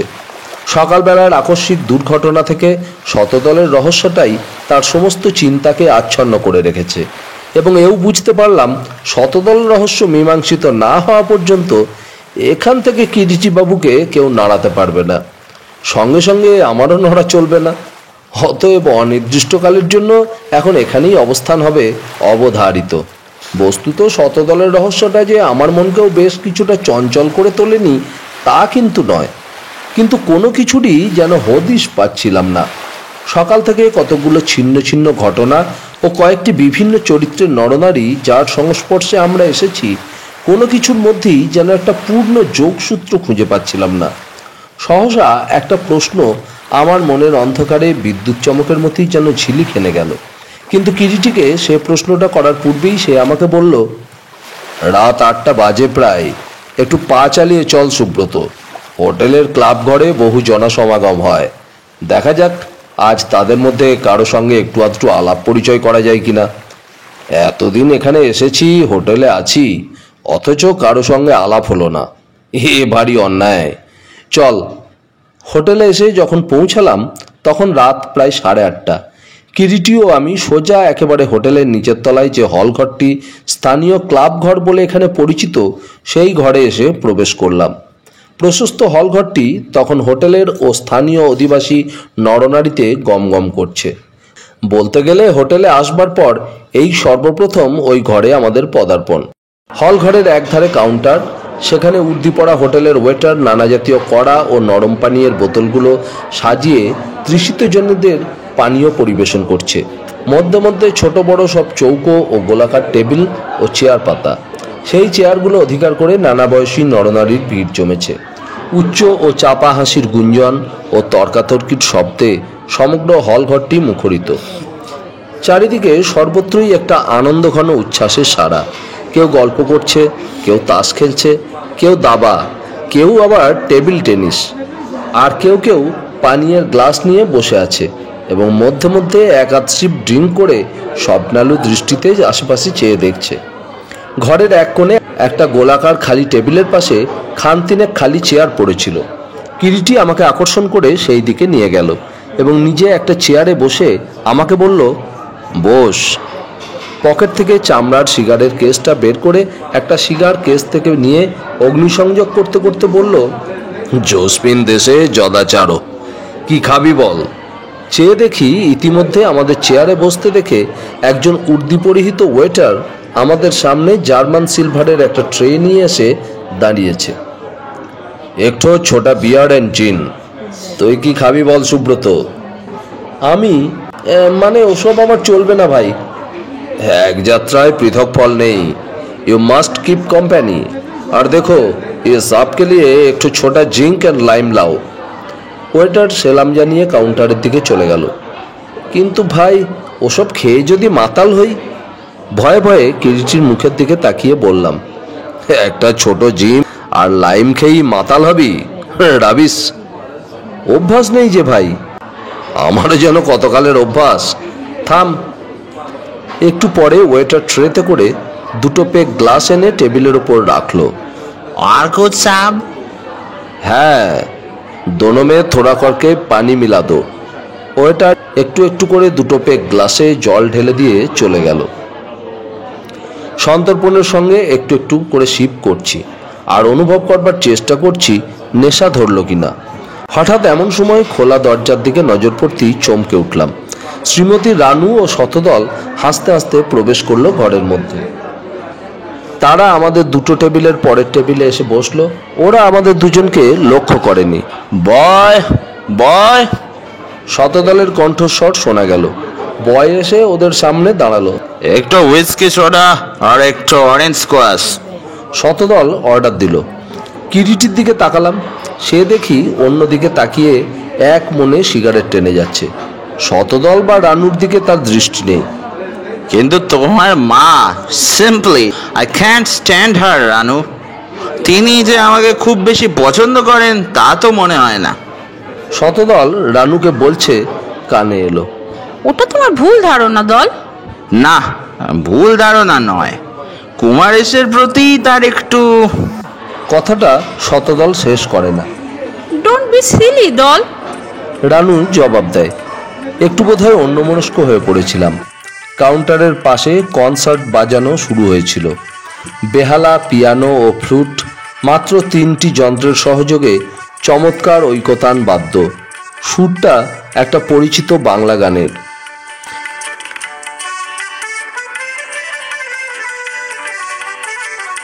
কনসার্ট বিরতি কয়েক মিনিটের জন্য হতেই আবার শতদলের কণ্ঠস্বর শোনা গেল। কুমারেশের আজ পর্যন্ত কোনো সংবাদই আর পাওয়া যায়নি। না, কিন্তু এবারও কুমারেশের অলিম্পিকে যোগ দেওয়ার কথা। সারা ভারতবর্ষ থেকে তো ওই একা সাঁতারে সিলেক্টেড হয়েছে। এতক্ষণে বুঝতে পারি কুমারেশ মানে বিখ্যাত সাঁতারু কুমারেশ সরকারের কথা হচ্ছে। নামটা তাই প্রথম থেকেই কেমন যেন চেনা চেনা মনে হচ্ছিল। এখানে আসবার দিন 15 আগে সংবাদপত্রে একটা সংবাদ প্রকাশিত হয়েছিল। বিখ্যাত সাঁতারু কুমারেশ সরকার তার কলকাতার বাসভবন থেকে হঠাৎ কাউকে কিছু না জানিয়ে নিরুদ্দেশ হয়েছে। সংসারে তার আপনার বলতে একমাত্র বৃদ্ধ বাপ অধ্যাপক ডক্টর শ্যামাচরণ সরকার। বছর 5 হলো ডক্টর সরকার চাকরি থেকে অবসর গ্রহণ করেছেন। কুমারেশ সরকার শুধু একজন বিখ্যাত সাঁতারুই নয়, কণ্ঠসঙ্গীতেও আধুনিক গায়কদের মধ্যে সে অন্যতম। গায়কদের মধ্যেও কুমারেশ রেডিও গ্রামোফোন জগতের একচ্ছত্র সম্রাট। সেই জন্যই কুমারেশ সরকারের নিরুদ্দেশ সংবাদ যথেষ্ট আলোড়ন সৃষ্টি করেছিল। এবং এও জানি এখন পর্যন্ত সেই নিরুদ্দিষ্ট কুমারেশের কোনো সংবাদই পাওয়া যায়নি। ব্যাপারটা সত্যিই যেমন রহস্যপূর্ণ তেমনি চাঞ্চল্যকর। আবার রানুর গলা শোনা গেল।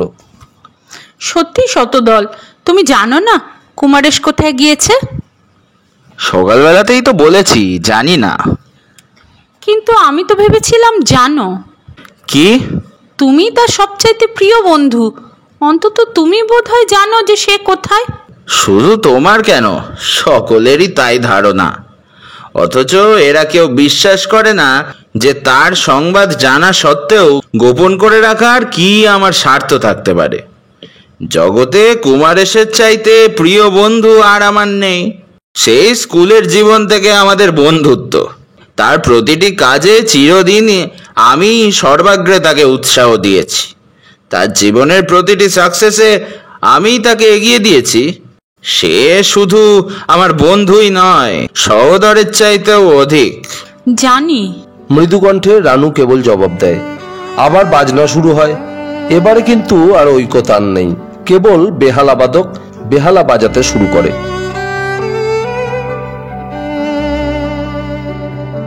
চমৎকার বাজনার হাত লোকটির। আমার মনটা বাজনার প্রতি আবার আকৃষ্ট হয়ে পড়ে। হঠাৎ কিরিটি চেয়ার থেকে উঠে পড়ল। চেয়ে দেখি রানু আর শতদলও চেয়ার ছেড়ে উঠে খোলা দরজার দিকে এগিয়ে যাচ্ছে। কিরিটি দূর থেকে ওদেরই অনুসরণ করে। আমিও কিরিটির পিছনে চললাম। মাথাটা একটু হালকা হালকা বোধ হয়। বুঝলাম জিন ও লাইমের কার্য শুরু হয়েছে আমার মস্তিষ্কের স্নায়ুকোষগুলোতে। শতদল বাবু! কিরিটির ডাকে চমকে শতদল ফিরে তাকালো। কে? ও মিস্টার রায়, আওয়ার ডিটেকটিভ। হ্যালো, মনে আছে স্যার আপনার সেই সাবধান বাণী? আর বলতে হবে না। ব্যাপার কি শতদল? বিস্মিতা রানু প্রশ্ন করে শতদলের মুখের দিকে তাকিয়ে। মিস্টার রায়ের ধারণা আমার জীবনের ওপর কেউ না কেউ অ্যাটেম্পট নিচ্ছে। উনি আমাকে তাই আজ সকালে সাবধান করে দিয়েছেন। মৃদু হাস্য সহকারে বলে শতদল। তোমার লাইফের ওপরে অ্যাটেম্পট? বিস্মিত সপ্রশ্ন দৃষ্টিতে আবার তাকালো রানু শতদলের মুখের দিকে। কিন্তু আমি অন্য কথা বলার জন্য আপনাকে ডেকেছিলাম শতদল বাবু, কিরিটি বলল। কি বলুন তো? আপনার বাড়িতে আজ সন্ধ্যায় গিয়েছিলাম। হরবিলাস বাবু তাঁর স্ত্রী ও মেয়ের সঙ্গে আলাপ হলো। রিয়ালি? তিনটে পাগল, তিন শ্রেণীর। কেমন লাগলো পাগলগুলোকে? হাসতে হাসতে শতদল বলে। কিন্তু আপনার নিরালা দেখা হলো না, তাই ভাবছি কাল সকালের দিকে যাব। নিশ্চয় নিশ্চয় আসবেন। তুমিও এসো না রানু। রানুর দিকে ফিরে তাকিয়ে শতদল বলে। কোথায়? তোমার ওখানে? হ্যাঁ, সকালে চা পর্বটা আমার ওখানেই নয়, হবে সকলের। কি বলেন মিস্টার রায়? বেশ তো, তাহলে রানু দেবী যাবেন নাকি? কখন যাবেন? রানু প্রশ্ন করে। একটু সকাল সকালই না হয় বের হওয়া যাবে। হঠাৎ একটা ভারিক্কি মেয়েলি কণ্ঠে সামনের দিকে তাকালাম। এই যে রানু, কোথায় ছিলি এতক্ষণ? সেই কখন বের হয়েছিস? একটি বিধবার বেশ পরিহিতা মধ্যবয়সী মহিলা। পরিধানে বিধবার বেশ থাকলেও ঐশ্বর্য এবং আভিজাত্যের চিহ্ন যেন তার চোখ, মুখ, হাবভাব, এমনকি দাঁড়াবার ভঙ্গিটুকু থেকে পর্যন্ত ফুটে বার হচ্ছে। পরিপাটি চুল আঁচড়ানো, হাতে একগাছি করে সোনার চুড়ি, চোখে সোনার ফ্রেমের চশমা। কোথায় ছিলি এতক্ষণ? আবার মহিলা প্রশ্ন করলেন। এই এই মানে? বলতে বলতে এদিক ওদিক তাকায় রানু। চেয়ে দেখি আমাদের ধারে কাছে কোথাও শতদলের চিহ্ন পর্যন্ত নেই। কখন এক সময় ইতিমধ্যেই নিঃশব্দে অত্যন্ত ক্ষিপ্র গতিতে সে গা ঢাকা দিয়েছে। এরা কে রানু? ভদ্রমহিলা রানুর মুখের দিকে তাকিয়ে আমাদের ইঙ্গিত করে প্রশ্ন করলেন। রানু যেন শতদলের আকস্মিক অন্তর্ধানে কতকটা আরাম অনুভব করে এবং একটা স্বস্তির নিঃশ্বাস নিয়ে আমাদের দিকে তাকিয়ে বলে। আমার মা, ইনি মিস্টার কিরিটি রায়। ইনি মিস্টার সুব্রত রায়। মিস্টার কিরিটি রায়ের নাম তুমি নিশ্চয়ই শুনে থাকবে মামি, বিখ্যাত রহস্যভেদী। নমস্কার মিস্টার রায়, আমার স্বামীর নাম নিশ্চয়ই আপনি শুনে থাকবেন, স্যার আর.এন. মিত্র। ও, বিখ্যাত মার্চেন্ট, গত বছর সুইজারল্যান্ডে যিনি অপারেশন হতে গিয়ে মারা যান? হ্যাঁ, পৃথিবী বিখ্যাত সার্জেনদের দিয়ে অপারেশন করানো হলো এখান থেকে ফ্লাই করে গিয়ে। কিন্তু কিন্তু dear, he could not be saved. Lady Mitra হাতের দামি সুগন্ধযুক্ত রেশমি রুমালটা চোখের ওপর একবার বুলিয়ে নিলেন এবং মনে হলো গলার স্বরটা যেন একটু অশ্রুসিক্ত হয়ে উঠেছে। হ্যাঁ, সংবাদপত্রে ঘটনাটা পড়েছিলাম, কিরিটি মৃদু কণ্ঠে জবাব দেয়। শ্রীমতী রানু তাহলে ক্রোড়পতি স্যার আর.এন.এর সমস্ত সম্পত্তির একমাত্র উত্তরাধিকারিণী এবং শ্রীমান শতদল বেশ উঁচু ডালের দিকে হাত বাড়িয়েছে। আসুন না, আমাদের ঘরে চলুন না। আপনারাও তো এই হোটেলে এসেই উঠেছেন। লেডি মিত্র তার ঘরে আমন্ত্রণ জানালেন। আজ থাক মিসেস মিত্র, রাত হয়েছে। কিরিটি মৃদু প্রতিবাদ জানায়। রাত আর এমন বেশি কি হয়েছে? লেডি মিত্র তাঁর সুডোল মণিবন্ধ চোখের সামনে তুলে ধরে দামি রিস্ট ওয়াচটার দিকে তাকিয়ে বললেন, এই তো সবে রাত 9:45। আসুন আসুন, 3-4 দিন হলো এই হোটেলটাতে এসে উঠেছি, তা একটা লোকও পেলাম না যার সঙ্গে দুদণ্ড আলাপ করা যেতে পারে। ও হোটেলটায় জায়গা পেলাম না, তাই কতকটা বাধ্য হয়েই এসে এই হোটেলটায় উঠতে হলো। এত ভালো ভালো সিসাইড থাকতে কেন যে রানুর এই হতচ্ছাড়া ন্যাস্টি জায়গাটাতেই আসবার জন্য এত জেদ চাপলো। আসুন মিস্টার রায়, মিস্টার সুব্রত, আপনিও আসুন। তরল পানীয়ের প্রভাবে পেটের মধ্যে তখন আমার ক্ষুধার প্রচণ্ড আলোড়ন চলছে। বাধা দিতে যাচ্ছিলাম, কিন্তু কিরিটিকে মিসেস মিত্রকে অনুসরণ করতে দেখে এক প্রকার বাধ্য হয়েই আমাকেও ওদের পশ্চাতে অনুসরণ করতে হলো। হোটেলের দোতলার কোণে একটা বড় ঘর নিয়ে মাতা ও পুত্রী আছেন এবং সঙ্গে এসেছে ওদের একজন বয়, একজন আয়া ও একজন দাই। এও দেখলাম ঘরে প্রবেশ করে হোটেলের আসবাবপত্রের ওপর ওরা একেবারেই নির্ভর করেননি। কিছু কিছু শয্যাদ্রব্য ও অন্যান্য আবশ্যকীয় জিনিসপত্র যা হয়তো তাঁরা সঙ্গে করেই নিয়ে এসেছিলেন, তারই সাহায্যে নিজেদের বাসের কক্ষটি যথাসাধ্য রুচিসম্মতভাবে সাজিয়ে গুছিয়ে নিয়েছেন। ধনের প্রাচুর্য এবং আভিজাত্যের চিহ্ন সর্বত্রই ঘরের মধ্যে পরিস্ফুট। ঘরের মধ্যে প্রবেশ করে লেডি মিত্র বললেন, আসুন। May I offer you a drink mister Roy? No thanks, just now we had one. What about you mister Subrata Roy? এবারে আমার প্রতি প্রশ্ন বর্ষিত হলো। No thanks. বেশ, ড্রিঙ্ক না চান, চা, কোকো, কফি অর ওভালটিন? বুঝলাম লেডি মিত্র নাছোড় বান্দা, অতিথিদের অন্তত কিছু না পান করিয়ে সুস্থির হতে পারছেন না। বেশ, তাহলে চা আনতে বলুন, কিরিটি জবাব দেয়। বয়, চালাও। বয়কে চায়ের আদেশ দিয়ে সোফাটার ওপর নিজে একটু ভালো করে গুছিয়ে বসে লেডি মিত্র আমাদের দিকে তাকিয়ে বললেন, বসে বসে আলাপ করবার সময় কোনো একটা ড্রিঙ্ক সঙ্গে না থাকলে আমি চিরদিনই যেন কেমন বোর্ড ফিল করি। আমার বহুদিনকার হ্যাবিট। মেয়ের দিকে তাকিয়ে বললেন, রানু, দাঁড়িয়ে আছো কেন? বসো। রানু এতক্ষণ একপাশে দাঁড়িয়েই ছিল। মায়ের আদেশ পেয়ে আমাদেরই পাশের খালি চেয়ারটার উপর উপবেশন করলো। মিস্টার রায়, আমার অনলি চাইল্ড এই টরেটো থেকে এবার সিনিয়র কেমব্রিজ পাশ করেছে। ও ডিয়ার, রনেনের ইচ্ছা ছিল রানু বিলেত যাবে। ওকে তার ব্যারিস্টারি পড়ানোর কি ইচ্ছেই ছিল, বাট ওয়ার ইজ হি নাও?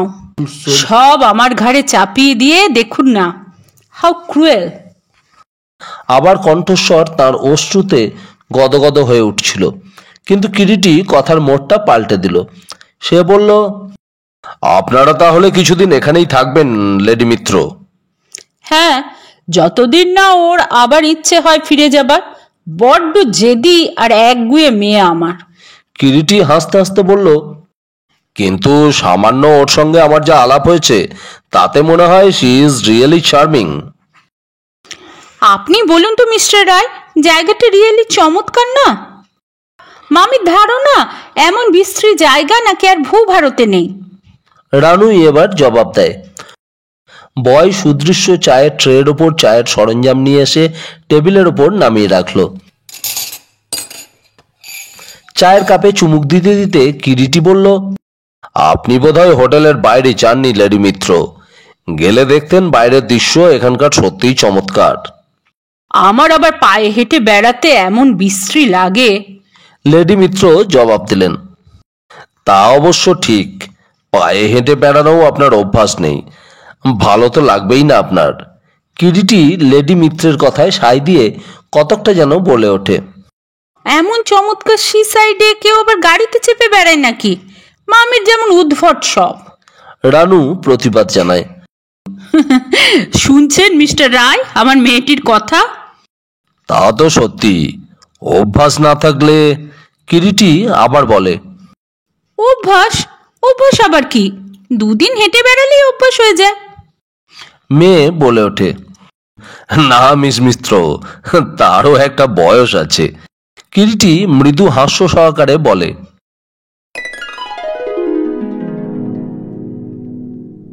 সে রাত্রে আমাদের আহার শেষ করতে করতে প্রায় রাত 11:30 বেজে গেল। দুজনে এসে হোটেলের বারান্দায় দুটো চেয়ার টেনে নিয়ে পাশাপাশি বসলাম। হোটেলটি ইতিমধ্যেই যেন নিস্তব্ধ হয়ে গেছে। ঘরে ঘরে যে যার শয্যা নিয়েছে রাতের মতো। বোধহয় কেবল আমরা দুজনেই জেগে এখনো। বালুবেলার ওপরে অদূরে গর্জমান সমুদ্রের ঢেউগুলো ভেঙে ভেঙে পড়ছে কলোচ্ছ্বাসে। ভাঙা ঢেউয়ের চূর্ণগুলোতে মধ্যে মধ্যে ফসফরাসের সোনালি চুমকি ঝলমল করে ওঠে। দিবারাত্র একটানা ঢেউ ভেঙে ভেঙেই গড়িয়ে চলছে যেন। সমুদ্রের খেলা। ওর চোখে কি ঘুম নেই? আমি নিস্তব্ধতা ভাঙলাম। ব্যাপার কি বলতো কিরিটি? লেডি মিত্রকে হঠাৎ অত তোষামত করতে শুরু করলি? ভদ্রমহিলাকে যখন একটু তোষামত প্রিয়ই দেখলাম, আগে থাকতেই খানিকটা তোষামত করে ভবিষ্যতের জন্য হাতের মধ্যে রেখে দিলাম। প্রয়োজন হলে কাজে লাগানো যাবে। তোর মতলবটা কি সত্যি করে বলবি? সত্যি কি তুই সকালবেলাকার কি একটা অ্যাক্সিডেন্ট হয়ে গিয়েছে সেটার ভূতকে এখনো কাঁধে করে বেড়াচ্ছিস? হ্যাঁ রে, কতকটা সেই সিন্দবাদ নাবিকের মতো। কিন্তু আমার কথা যদি বিশ্বাস করিস তাহলে বলতে পারি সকালবেলার ব্যাপারটা যোগসূত্রহীন সামান্য একটা এলোমেলো দুর্ঘটনাই নয়। পরপর কতকগুলো দুর্ঘটনা যেগুলো এক সূত্রে গাঁথলে শেষ পর্যন্ত হয়তো গিয়ে দাঁড়াবে একটা মার্ডার বা নিষ্ঠুর হত্যায়। You mean? হ্যাঁ, আই মিন। শীঘ্রই যদি আমার পূর্ব দূরদৃষ্টির ক্ষমতা না নিঃশেষিত হয়ে গিয়ে থাকে, আমি নিশ্চয়ই করে বলতে পারি I can here the footsteps. হ্যাঁ সুব্রত, আমি স্পষ্ট শুনতে পাচ্ছি নিষ্ঠুর মৃত্যু নিঃশব্দে এগিয়ে আসছে, অবশ্যম্ভাবী, অবধারিত। কিরিটি তখনও তার বক্তব্য শেষ করেনি। কিন্তু আমার চোখে যখন ব্যাপারটা পড়েছে, আমি চেষ্টা করব to my last to stop it. প্রতিরোধ করতে আমরা যথাসাধ্য চেষ্টা করব। তোর কি স্থির বিশ্বাস তাহলে something is going to happen? কোনো কিছু একটা শীঘ্রই ঘটবে? হ্যাঁ, যদি আমার ক্যালকুলেশনে ভুল না হয় 24 থেকে 48 ঘন্টার মধ্যেই আবার একটা চেষ্টা হবে, বারবার 4 বার।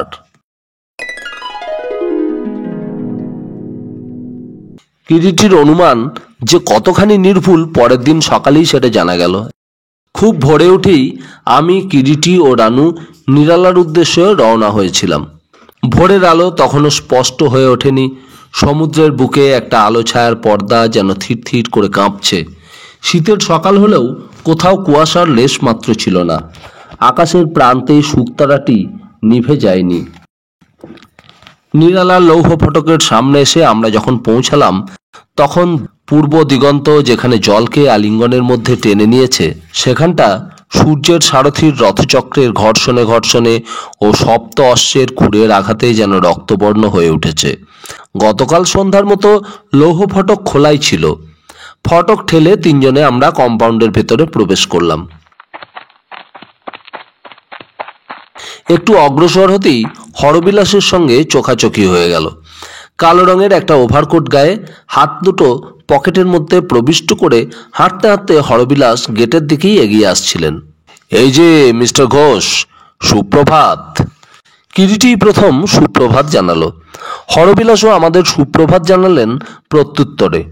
সুপ্রভাত। খুব সকালেই এসেছেন দেখছি। যান, শতদল বোধহয় বসেই আছে। সারাটা রাত বেচারা শোবার ঘরে খিল তুলে বসে আছে, পাশে একটা লোডেড রিভলভার নিয়ে। ব্যাপার কি? কোনো দুর্ঘটনা? উদ্বিগ্ন কণ্ঠে কিরিটি প্রশ্ন করে।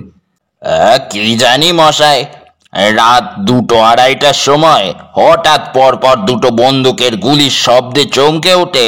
বন্দুকের গুলির শব্দ? প্রশ্নটা এবার করলাম আমি। হ্যাঁ, রাতে চট করে আমার ঘুম আসে না, তাই অনেক রাত পর্যন্ত জেগে জেগে বই পড়ি। কালও রাত্রে বসে বসে নিজের ঘরে একটা বই পড়ছিলাম। হঠাৎ বন্দুকের গুলির আওয়াজ, তারই কিছুক্ষণ পরে শতদল ও অবিনাশের চেঁচামেচি শুনে অন্দরের দিকে ছুটে যায়। শতদলের ঘরে গিয়ে দেখি বেচারি অত্যন্ত নার্ভাস হয়ে পড়েছে। ঘুম আসছিল না বলে জেগে টেবিলের আলোয় বসে কি একটা বই পড়ছিল। এমন সময় হঠাৎ বন্দুকের গুলির আওয়াজ, ও সঙ্গে সঙ্গে টেবিল ল্যাম্পের চিমনিটা ভেঙে চুরমার হয়ে ঘর আঁধার হয়ে যায়। ও কিছু বোঝার আগেই অন্ধকারেই আবার একটা গুলি এসে ঘরের মধ্যে প্রবেশ করে। কি ভয়ানক ব্যাপার বলুন তো মিস্টার রায়। ও বলে ওকে কেউ হত্যা করবার চেষ্টা করেছে, কিন্তু হঠাৎ কে আবার শতদলকে হত্যা করবার চেষ্টা করবে বলুন তো? আমি তো মাথা মুন্ডু কিছুই বুঝতে পারছি না। ও নিজেও এমন ঘাবড়ে গিয়েছে যে বাকি রাতটুকু বোধহয় শোয়নি। চলুন, আপনি এসেছেন ভালোই হলো, ওকে একটু সাহস দিয়ে যান। হরবিলাস গত রাত্রের ব্যাপারটায় যে বেশ একটু উত্তেজিতই হয়ে উঠেছে, ওর কথাবার্তাতে সেটা বোঝা গেল। ব্যাপারটার মধ্যে যথেষ্ট উত্তেজনার খোরাক থাকা সত্ত্বেও কিরিটিকে কিন্তু একান্ত নির্বিকার বলেই মনে হতে লাগলো। অস্বাভাবিক বা অত্যাশ্চর্য কিছুই তেমন ঘটেনি। শান্ত ও নির্বিকার কণ্ঠেই সে এবার হরবিলাসবাবুকে প্রশ্ন করল, তা এত সকালে আপনি কোথায় যাচ্ছিলেন? সত্যি কথা বলতে কি মিস্টার রায়, আমি আপনার কাছেই যাচ্ছিলাম। গত রাত্রে আপনারা চলে যাবার পর আমার স্ত্রীর মুখে আপনাদের অনেক কীর্তি কাহিনী শুনেছি। তাতে করে আমার মনে হলো এ ব্যাপারে আপনি যোগ্য ব্যক্তি বেচারিকে একটা পরামর্শ দেবার। কেন, শতদলবাবু কি বলেননি আজ সকালে আমাদের তিনি চায়ের নেমন্তন্ন করেছেন, আমরা আসব?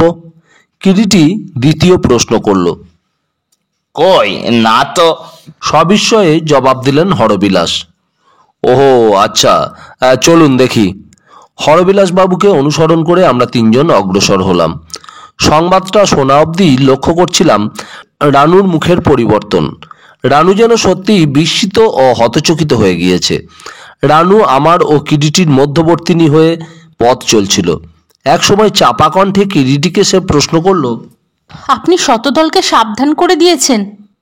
কালই সকালে আমাকে বলেছিল আপনার নাকি ধারণা ওকে মারবার জন্য কেউ অ্যাটেম্প্ট নিচ্ছে। শতদল তো বিশ্বাসই করেনি। সত্যি কথা বলতে কি মিস্টার রায়, আমিও করিনি, কিন্তু এসব কি শুনছি, হাউ হরিবল। বিশ্বাস করেননি বলেই ভুল করেছেন, এবারে বোধহয় বিশ্বাস করবেন। কিরিটি মৃদু কণ্ঠে জবাব দেয়। অন্দর ও বহির্মহলের মধ্যে যোগাযোগের দ্বারটা সেটা অন্দর থেকেই বন্ধ ছিল। বাইরের দরজায় একটা দড়ি ঝুলছিল। হরবিলাসবাবু সেটা ধরে বার দুই টান দিতেই অন্দর থেকে একটা অস্পষ্ট ঘণ্টার ধ্বনি শোনা গেল এবং অল্পক্ষণ পরেই দরজাটা খুলে গেল। দরজাটা খুলতেই চোখে পড়ল খোলা দ্বারপথে দাঁড়িয়ে একজন বৃদ্ধ গোছের লোক। লোকটার বয়স 50-এর ঊর্ধ্বে তো নিশ্চয়ই। রোগা ও বেঁটে মতো চেহারা, দেহের সমস্ত মাংসপেশিগুলো যেন একেবারে শনের দড়ির মতো পাকিয়ে গিয়েছে। মাথার চুলগুলো কাঁচায় পাকায় মেশানো। লোকটার পরিধানে একটা ধোপদুরস্ত ধুতি ও হাত কাটা গরম বেনিয়ান। বেনিয়ানের ওপর একটা চাদর জড়ানো। অবিনাশ, শতদল কোথায়? প্রশ্ন করলেন হরবিলাস বাবুই। বাবু তার ঘরেই আছেন, এখনো দরজা খোলেননি। বাবুর কাছেই যাচ্ছিলাম, এই আপনাদের ঘন্টা শুনে। এদের বাবুর ঘরে নিয়ে যাও। আসুন আজ্ঞা। অবিনাশ আমাদের আহ্বান জানালো। একটা দীর্ঘ বারান্দা পার হয়ে আমরা অবিনাশকে অনুসরণ করে প্রশস্ত শ্বেত পাথরের সিঁড়ি বেয়ে ওপরে গিয়ে উঠলাম সকলে। উপরের তলাতেও ঠিক নিচের মতোই অনুরূপ একটি টানা বারান্দা। বারান্দার দুপাশের দেয়ালে সব বড় বড় ফ্রেমে বাঁধানো নানা প্রকারের চিত্র টাঙানো। মধ্যে মধ্যে স্ট্যান্ডের ওপরেও রক্ষিত জয়পুরি টবে পাম্প ট্রি।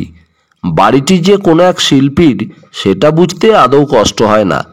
বারান্দার শেষ প্রান্তে যে বন্ধ দরজাটার সামনে এসে আমরা দাঁড়ালাম, তারই ঠিক দরজার দুপাশে দুটো বৃহদাকারের স্ট্যাচু। একটি স্ট্যাচু হচ্ছে অপূর্ব একটি অর্ধ উলঙ্গ নারীর এবং দ্বিতীয় স্ট্যাচুটি একটি পুরুষের। এই ঘরে বাবু আছেন, অবিনাশ বলল আঙুল তুলে ঘরটা ইঙ্গিতে দেখিয়ে। কিরিটি দরজার গায়ে নক করলো টুকটুক করে। মিস্টার বোস, শতদল বাবু। ভিতর থেকে আহ্বান এলো, কে? আমি আমি কিরিটি। শতদলবাবু, দরজা খুলুন। একটু পরেই দরজা খুলে গেল। সামনেই দাঁড়িয়ে শতদল।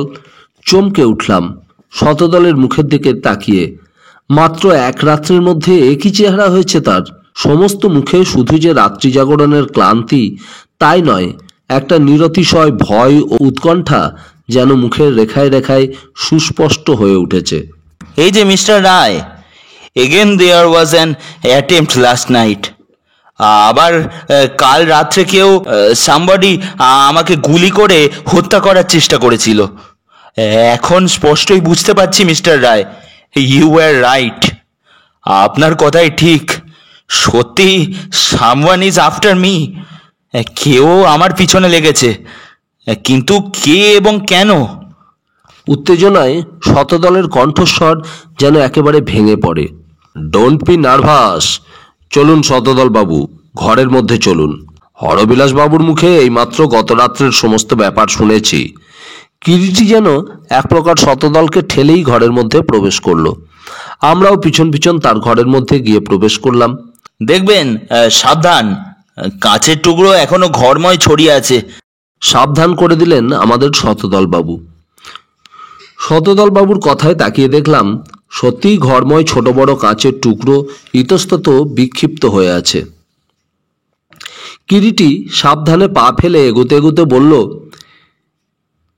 ইস, কাঁচের টুকরোগুলো এখনো এইভাবে ঘরময় ছড়িয়ে রেখে দিয়েছেন। কাউকে বলুন ঘরটা তাড়াতাড়ি পরিষ্কার করে দিতে। হ্যাঁ হ্যাঁ, এক্ষুনি পরিষ্কার করাচ্ছি। বলে শতদল ভৃত্য অবিনাশকে ডেকে সমস্ত ঘরটা পরিষ্কার করে দিতে আদেশ দিল। ঘরটা বেশ বড় আকারের হবে। ঘরের মেঝেটা লাল সিমেন্টের তৈরি এবং পুরাতন হলেও এখনো ঝকঝক করে এমন চমৎকার পালিশ। একধারে মস্ত বড় একটা পালঙ্ক, তারই একপাশে একটা লোহার সিন্দুক কাঠের একটা চৌকির উপর বসানো। ঘরের অন্য কোণে একটা জানলার একেবারে সোজাসুজি একটা লেখবার টেবিল। ওই টেবিলটি এখন বিশেষ ব্যবহৃত হয় বলে মনে হয় না, কারণ টেবিলের ওপর নানা কাগজপত্র ও বই এলোমেলোভাবে ছড়ানো রয়েছে। সেই টেবিলটা থেকে হাত চারেক দূরে অনেকটা ঘরের মাঝামাঝি জায়গায় ছোট্ট একটা রাইটিং টেবিল, তারই ওপর টেবিল ল্যাম্প বোধহয় বসানো ছিল এবং জানলাপথে নিক্ষিপ্ত গুলির আঘাতে ল্যাম্পটি মেঝেতে ছিটকে পড়ে চিমনি ভেঙে চুরমার হয়ে গিয়েছে। অবিনাশী ঘরের মধ্যে প্রবেশ করে একটা ঝাড়নের সাহায্যে কাঁচের টুকরোগুলো তুলে তখনও মেঝের উপরে উল্টে পড়ে থাকা ল্যাম্পটা তুলে রাখতে যাচ্ছে। কিরিটি এগিয়ে গিয়ে অবিনাশের হাত থেকে একদিকে খানিকটা টোল খেয়ে যাওয়া ল্যাম্পটা হাতে নিল চেয়ে। দেখি অবিনাশ, ল্যাম্পটা। অবিনাশ ল্যাম্পটা কিরিটির হাতে দিয়ে ঘর থেকে চলে গেল। বার কয়েক ল্যাম্পটাকে ঘুরিয়ে ফিরিয়ে দেখে কিরিটি এগিয়ে গিয়ে ল্যাম্পটা সামনে টেবিলের ওপর বসিয়ে রাখলো এবং হঠাৎ শতদলবাবুর একেবারে মুখোমুখি দাঁড়িয়ে প্রশ্ন করল, গুলিটা কোন দিক দিয়ে এসে ঢুকেছিল শতদলবাবু? সামনের ওই বাগানের দিককার জানলাটাই রাত্রে খোলা ছিল, ওই জানলা পথেই গুলিটা এসেছিল। শতদলবাবু হাত তুলে ঘরের অনেকটা মধ্যস্থলে রক্ষিত রাইটিং টেবিলটার ঠিক মুখোমুখি যে জানলাটা তখনও বন্ধ ছিল সেইটার দিকে হাত তুলে দেখালো। কিরিটি আর দ্বিতীয় প্রশ্ন উচ্চারণ না করে নিজেই এগিয়ে গিয়ে ছিটকিনিটা তুলে হাত দিয়ে ঠেলে জানলার বন্ধ কবাট খুলে দিয়ে সামনের দিকে তাকিয়ে কি যেন গভীর মনোযোগের সঙ্গে দেখতে লাগলো। কৌতূহল ভরে আমি ওর পাশে গিয়ে দাঁড়ালাম। এ বাড়ির পশ্চাতের অংশ সেটা। দেখলেই বুঝতে কষ্ট হয় না দীর্ঘদিন জমিটা অসংস্কৃত অবস্থায় পতিত হয়ে আছে। বড় বড় ঘাস ও আগাছায় জায়গাটা জঙ্গলে পরিণত হয়েছে বললেও অত্যুক্তি হয় না। মধ্যে মধ্যে শোয়া কুলের ঝোপ ও ঝাউ গাছ। শেষ প্রান্তে জমির সীমানা 1.5 মানুষ সমান উঁচু পাঁচিল দিয়ে ঘেরা। পাঁচিলের ওদিক দিয়ে জমি ঢালু হয়ে নেমে গিয়েছে। সমুদ্র বেশ কিছুটা দূরে সেখান থেকে।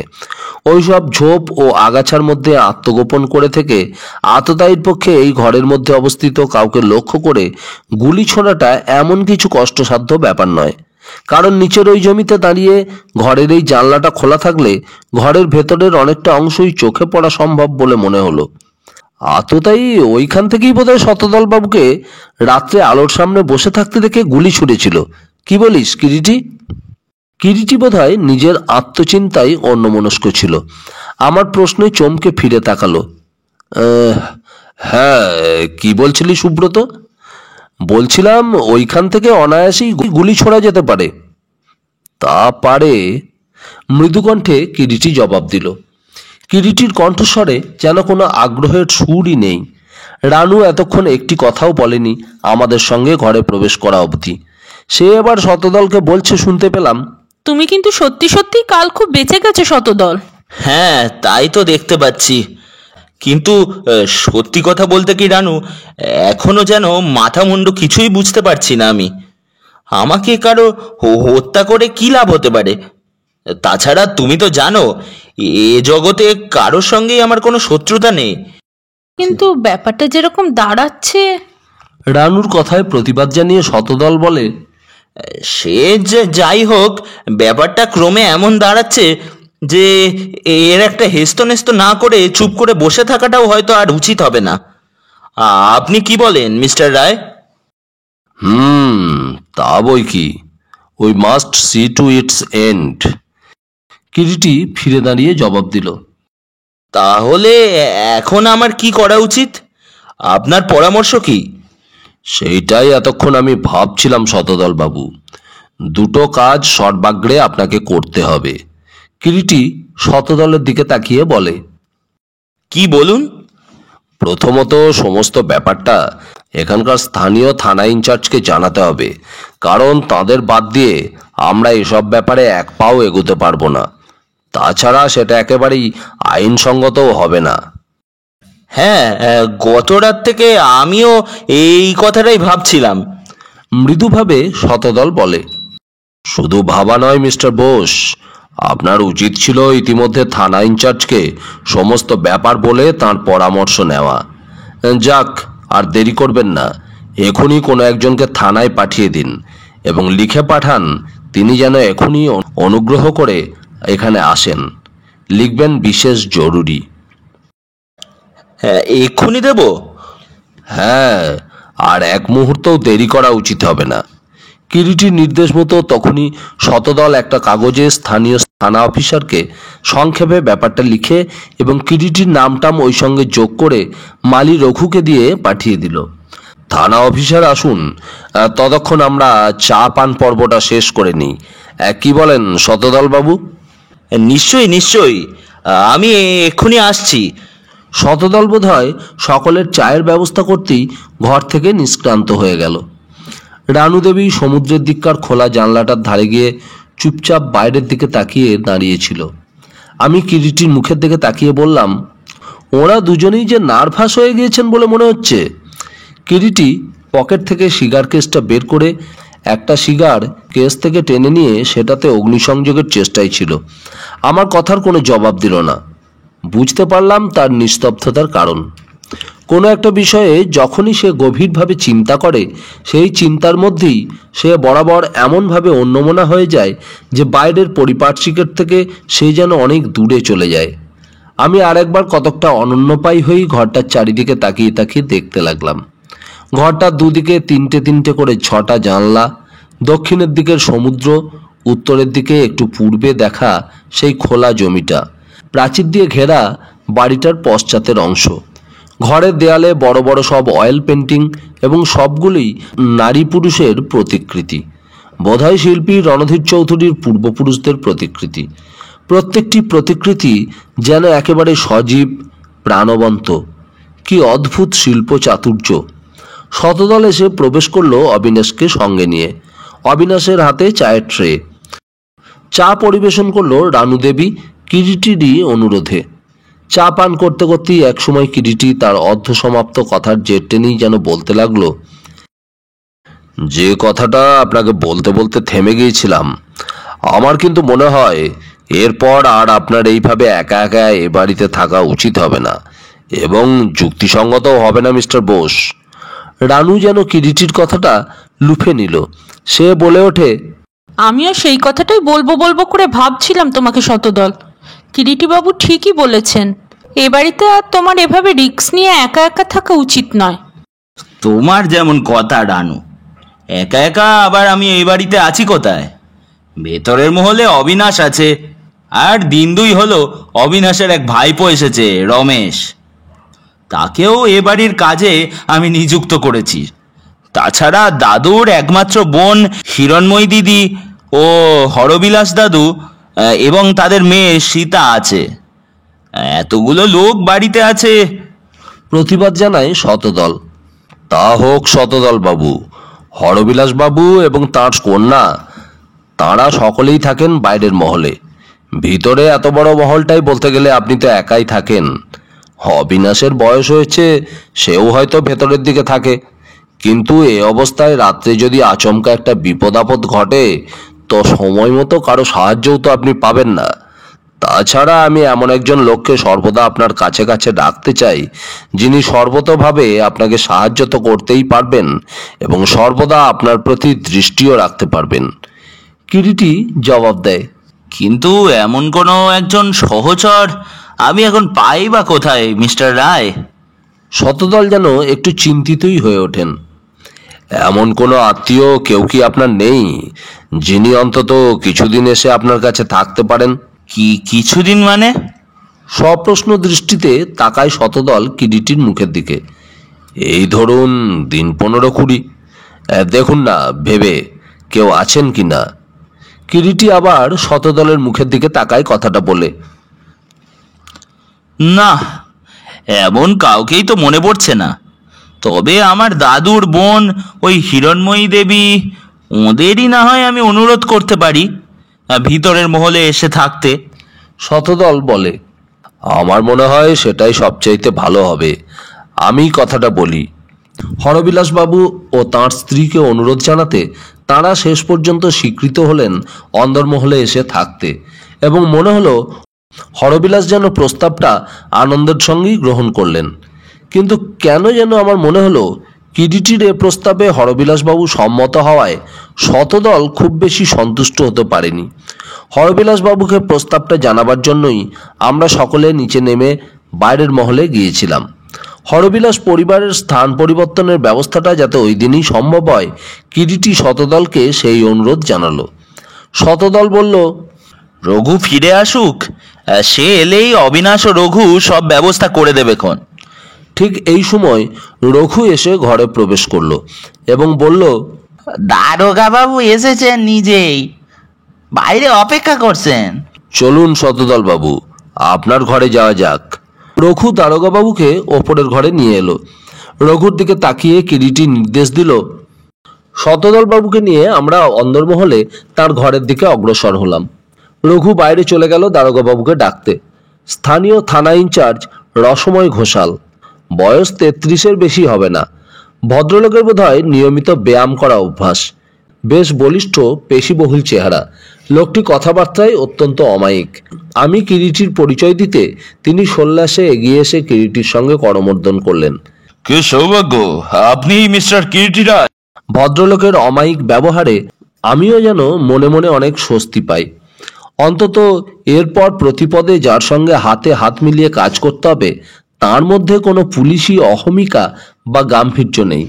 সত্যি ভদ্রলোক। কিরিটি শতদল বাবুর সঙ্গে ঘোষাল সাহেবের পরিচয়টা ঘটিয়ে দিল।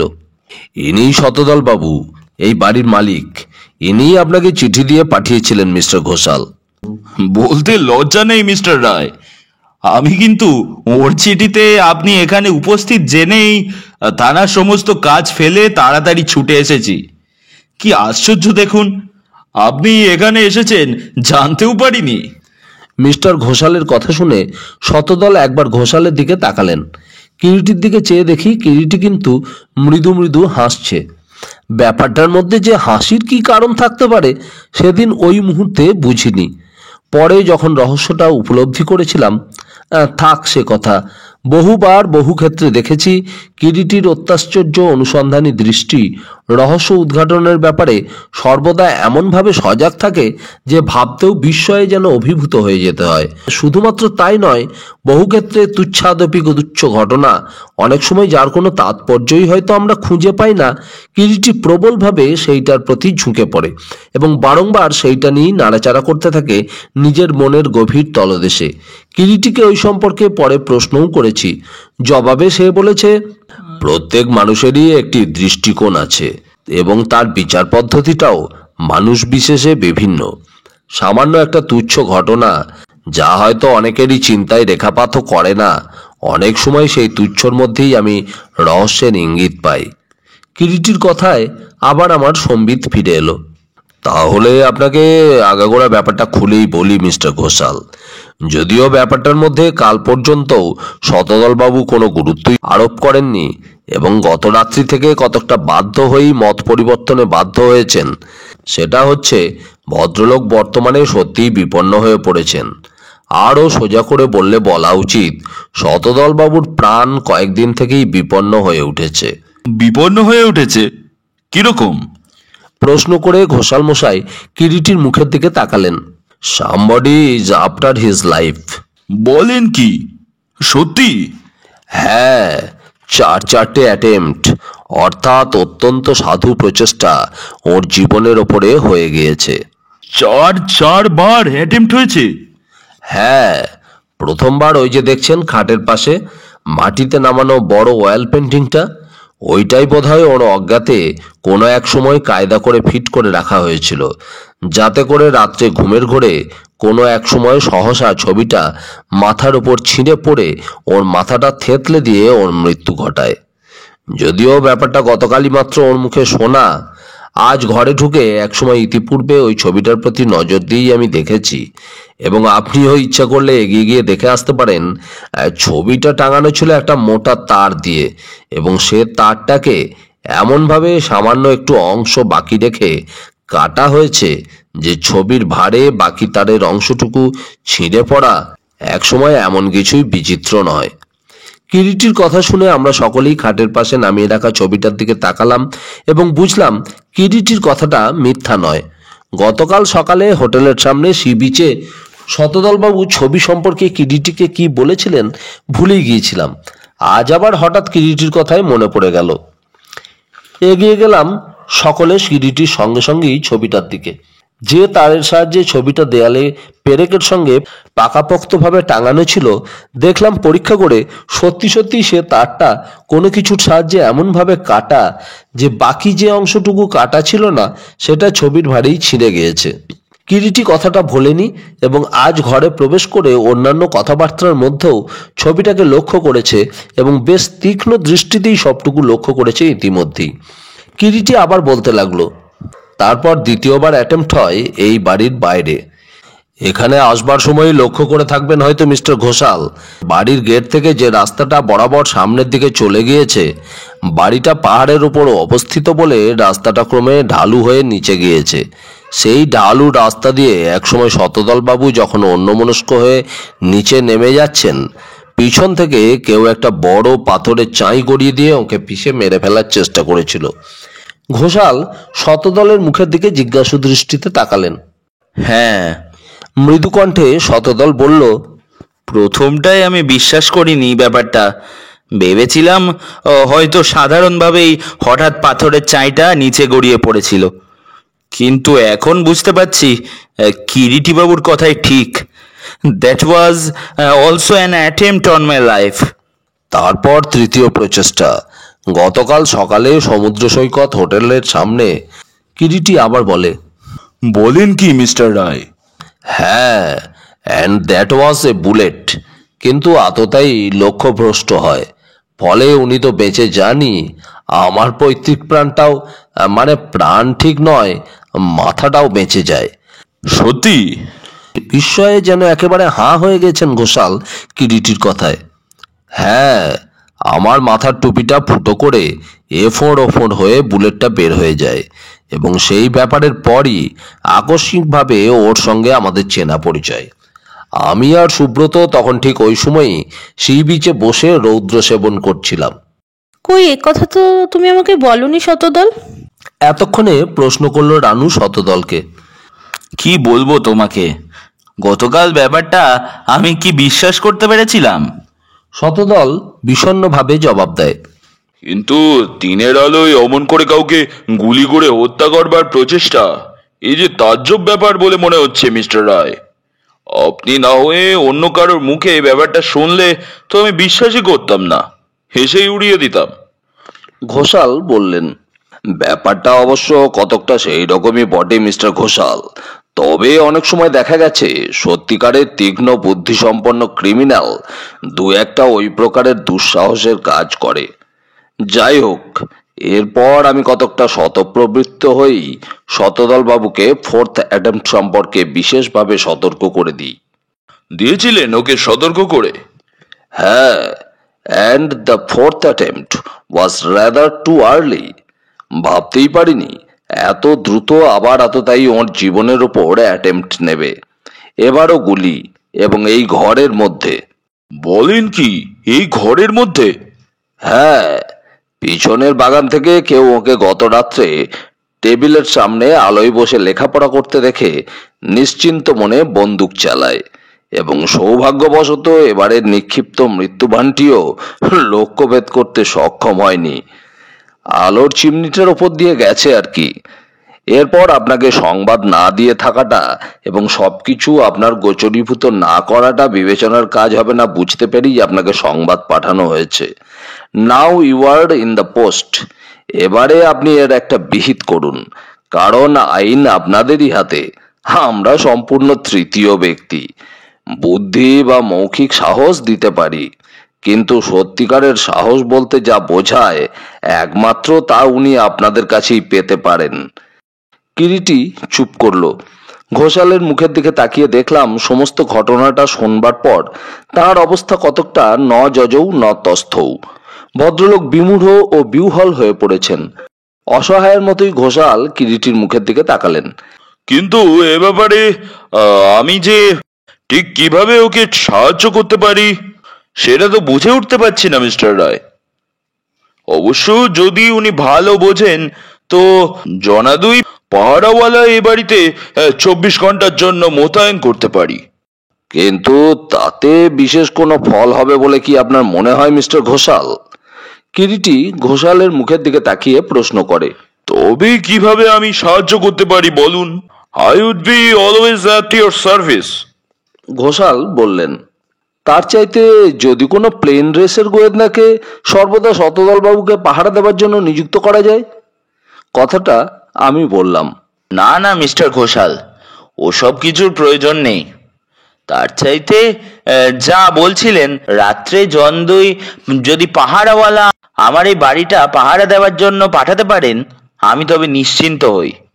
শতদল বাবু আমার কথাটার প্রতিবাদ জানান। কিরিটি নিঃশব্দে মুখ বুজে আপন মনে চেয়ারটার ওপর বসে পা নাচাচ্ছিল। শতদল বাবুর প্রতিবাদে একটিবার মাত্র বোঝা চোখ দুটি খুলে শতদলের মুখের দিকে তাকিয়েই আবার পূর্ববৎ পা নাচাতে লাগলো।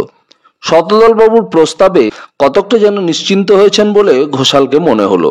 তিনি কিরিটির মুখের দিকে তাকিয়ে বললেন, তাহলে সেই ব্যবস্থাই করি মিস্টার রায়। কিরিটি সহসা উঠে দাঁড়ায়। হ্যাঁ, আপাতত তাই করুন। আচ্ছা শতদল বাবু, আমরাও তাহলে উঠি। আপনি তাহলে হরবিলাস বাবুদের অন্দরমহলে আনার ব্যবস্থা করুন আজই। হ্যাঁ, তাই করব। তবে আপনার সাহায্যও কিন্তু আমার চাই মিস্টার রায়। কিরিটি হাসলো। তা অবশ্যই পাবেন বই কি। তাছাড়া ব্যাপারটাই আমি নিজেও কম ইন্টারেস্টেড নই। চল সুব্রত। কিরিটি দরজার দিকে অগ্রসর হয়। ঘোষালও আমাদের অনুসরণ করলেন। এতক্ষণ শুনছিলেন কিরিটি সিরিজের গল্প চক্রী। গল্পটির পরবর্তী অংশ আগামী পর্বে। গল্পটি আপনাদের কেমন লাগছে তা আমাদের অবশ্যই লিখে জানাবেন। গল্পটি যদি ভালো লাগে তাহলে আমাদের চ্যানেলটিকে সাবস্ক্রাইব করে পাশে থাকবেন, এই অনুরোধ রইল। সুস্থ থাকবেন, ভালো থাকবেন, আনন্দে থাকবেন, আর শুনতে থাকবেন গল্প বাবুর আসর। নমস্কার।